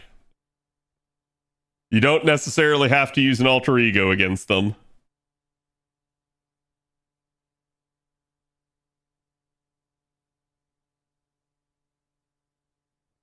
NP3 impossible target to get to 120. Nice. Oh, one more before I have to buy another pack, chat. Gold orbs. Berserker. Ah, Nyalter. Got Rikyu'd. Rikyu is still a fun unit to use. She just absolutely shit stars. It's great. Acha. Ah, the red man cometh. Actually, I don't think I have him in P5 on JP, so I can't even get upset about that.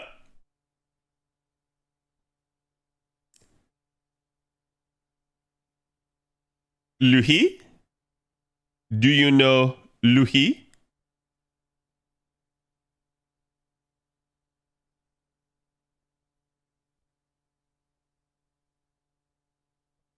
Got a Black Grail and Kira. Ooh, nice. Got Jarcher. Congrats. NP4 Muramasa. Hey. NP2 Squirtoria. Ooh, that's good. Getting that second copy of her really helps out.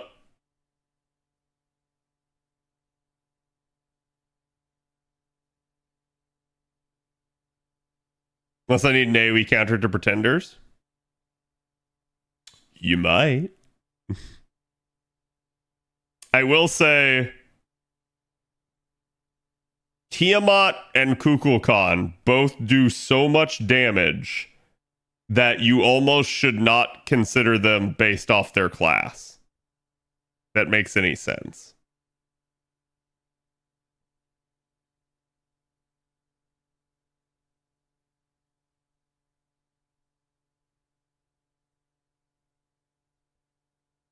First Voyager, congrats.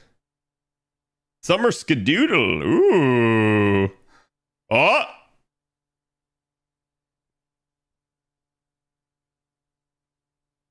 Bro, he was so nice to me.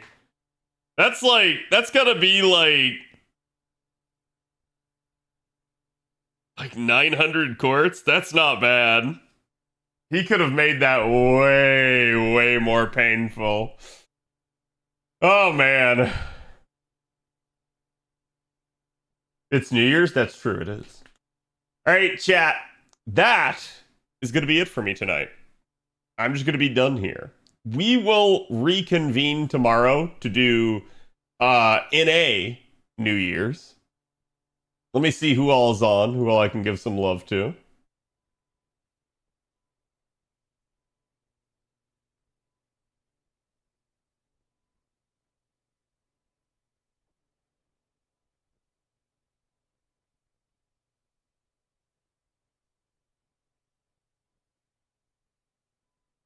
Let me send you guys over to Mr. Fino. He's on tonight. He is doing some streaming himself and some rolling himself. So I'm going to send you guys his way. Again, thank you all for being here with me tonight. Happy New Year's to those of you guys that have already celebrated and to those of you that are about to celebrate Happy New Year's as well. I'm going to be ringing in the New Year's here in VIP and watching the ball drop. So I hope you guys have a good one. I will see you all tomorrow. We will reconvene If you plan to roll, may the courts be with you and good luck on your GSSRs.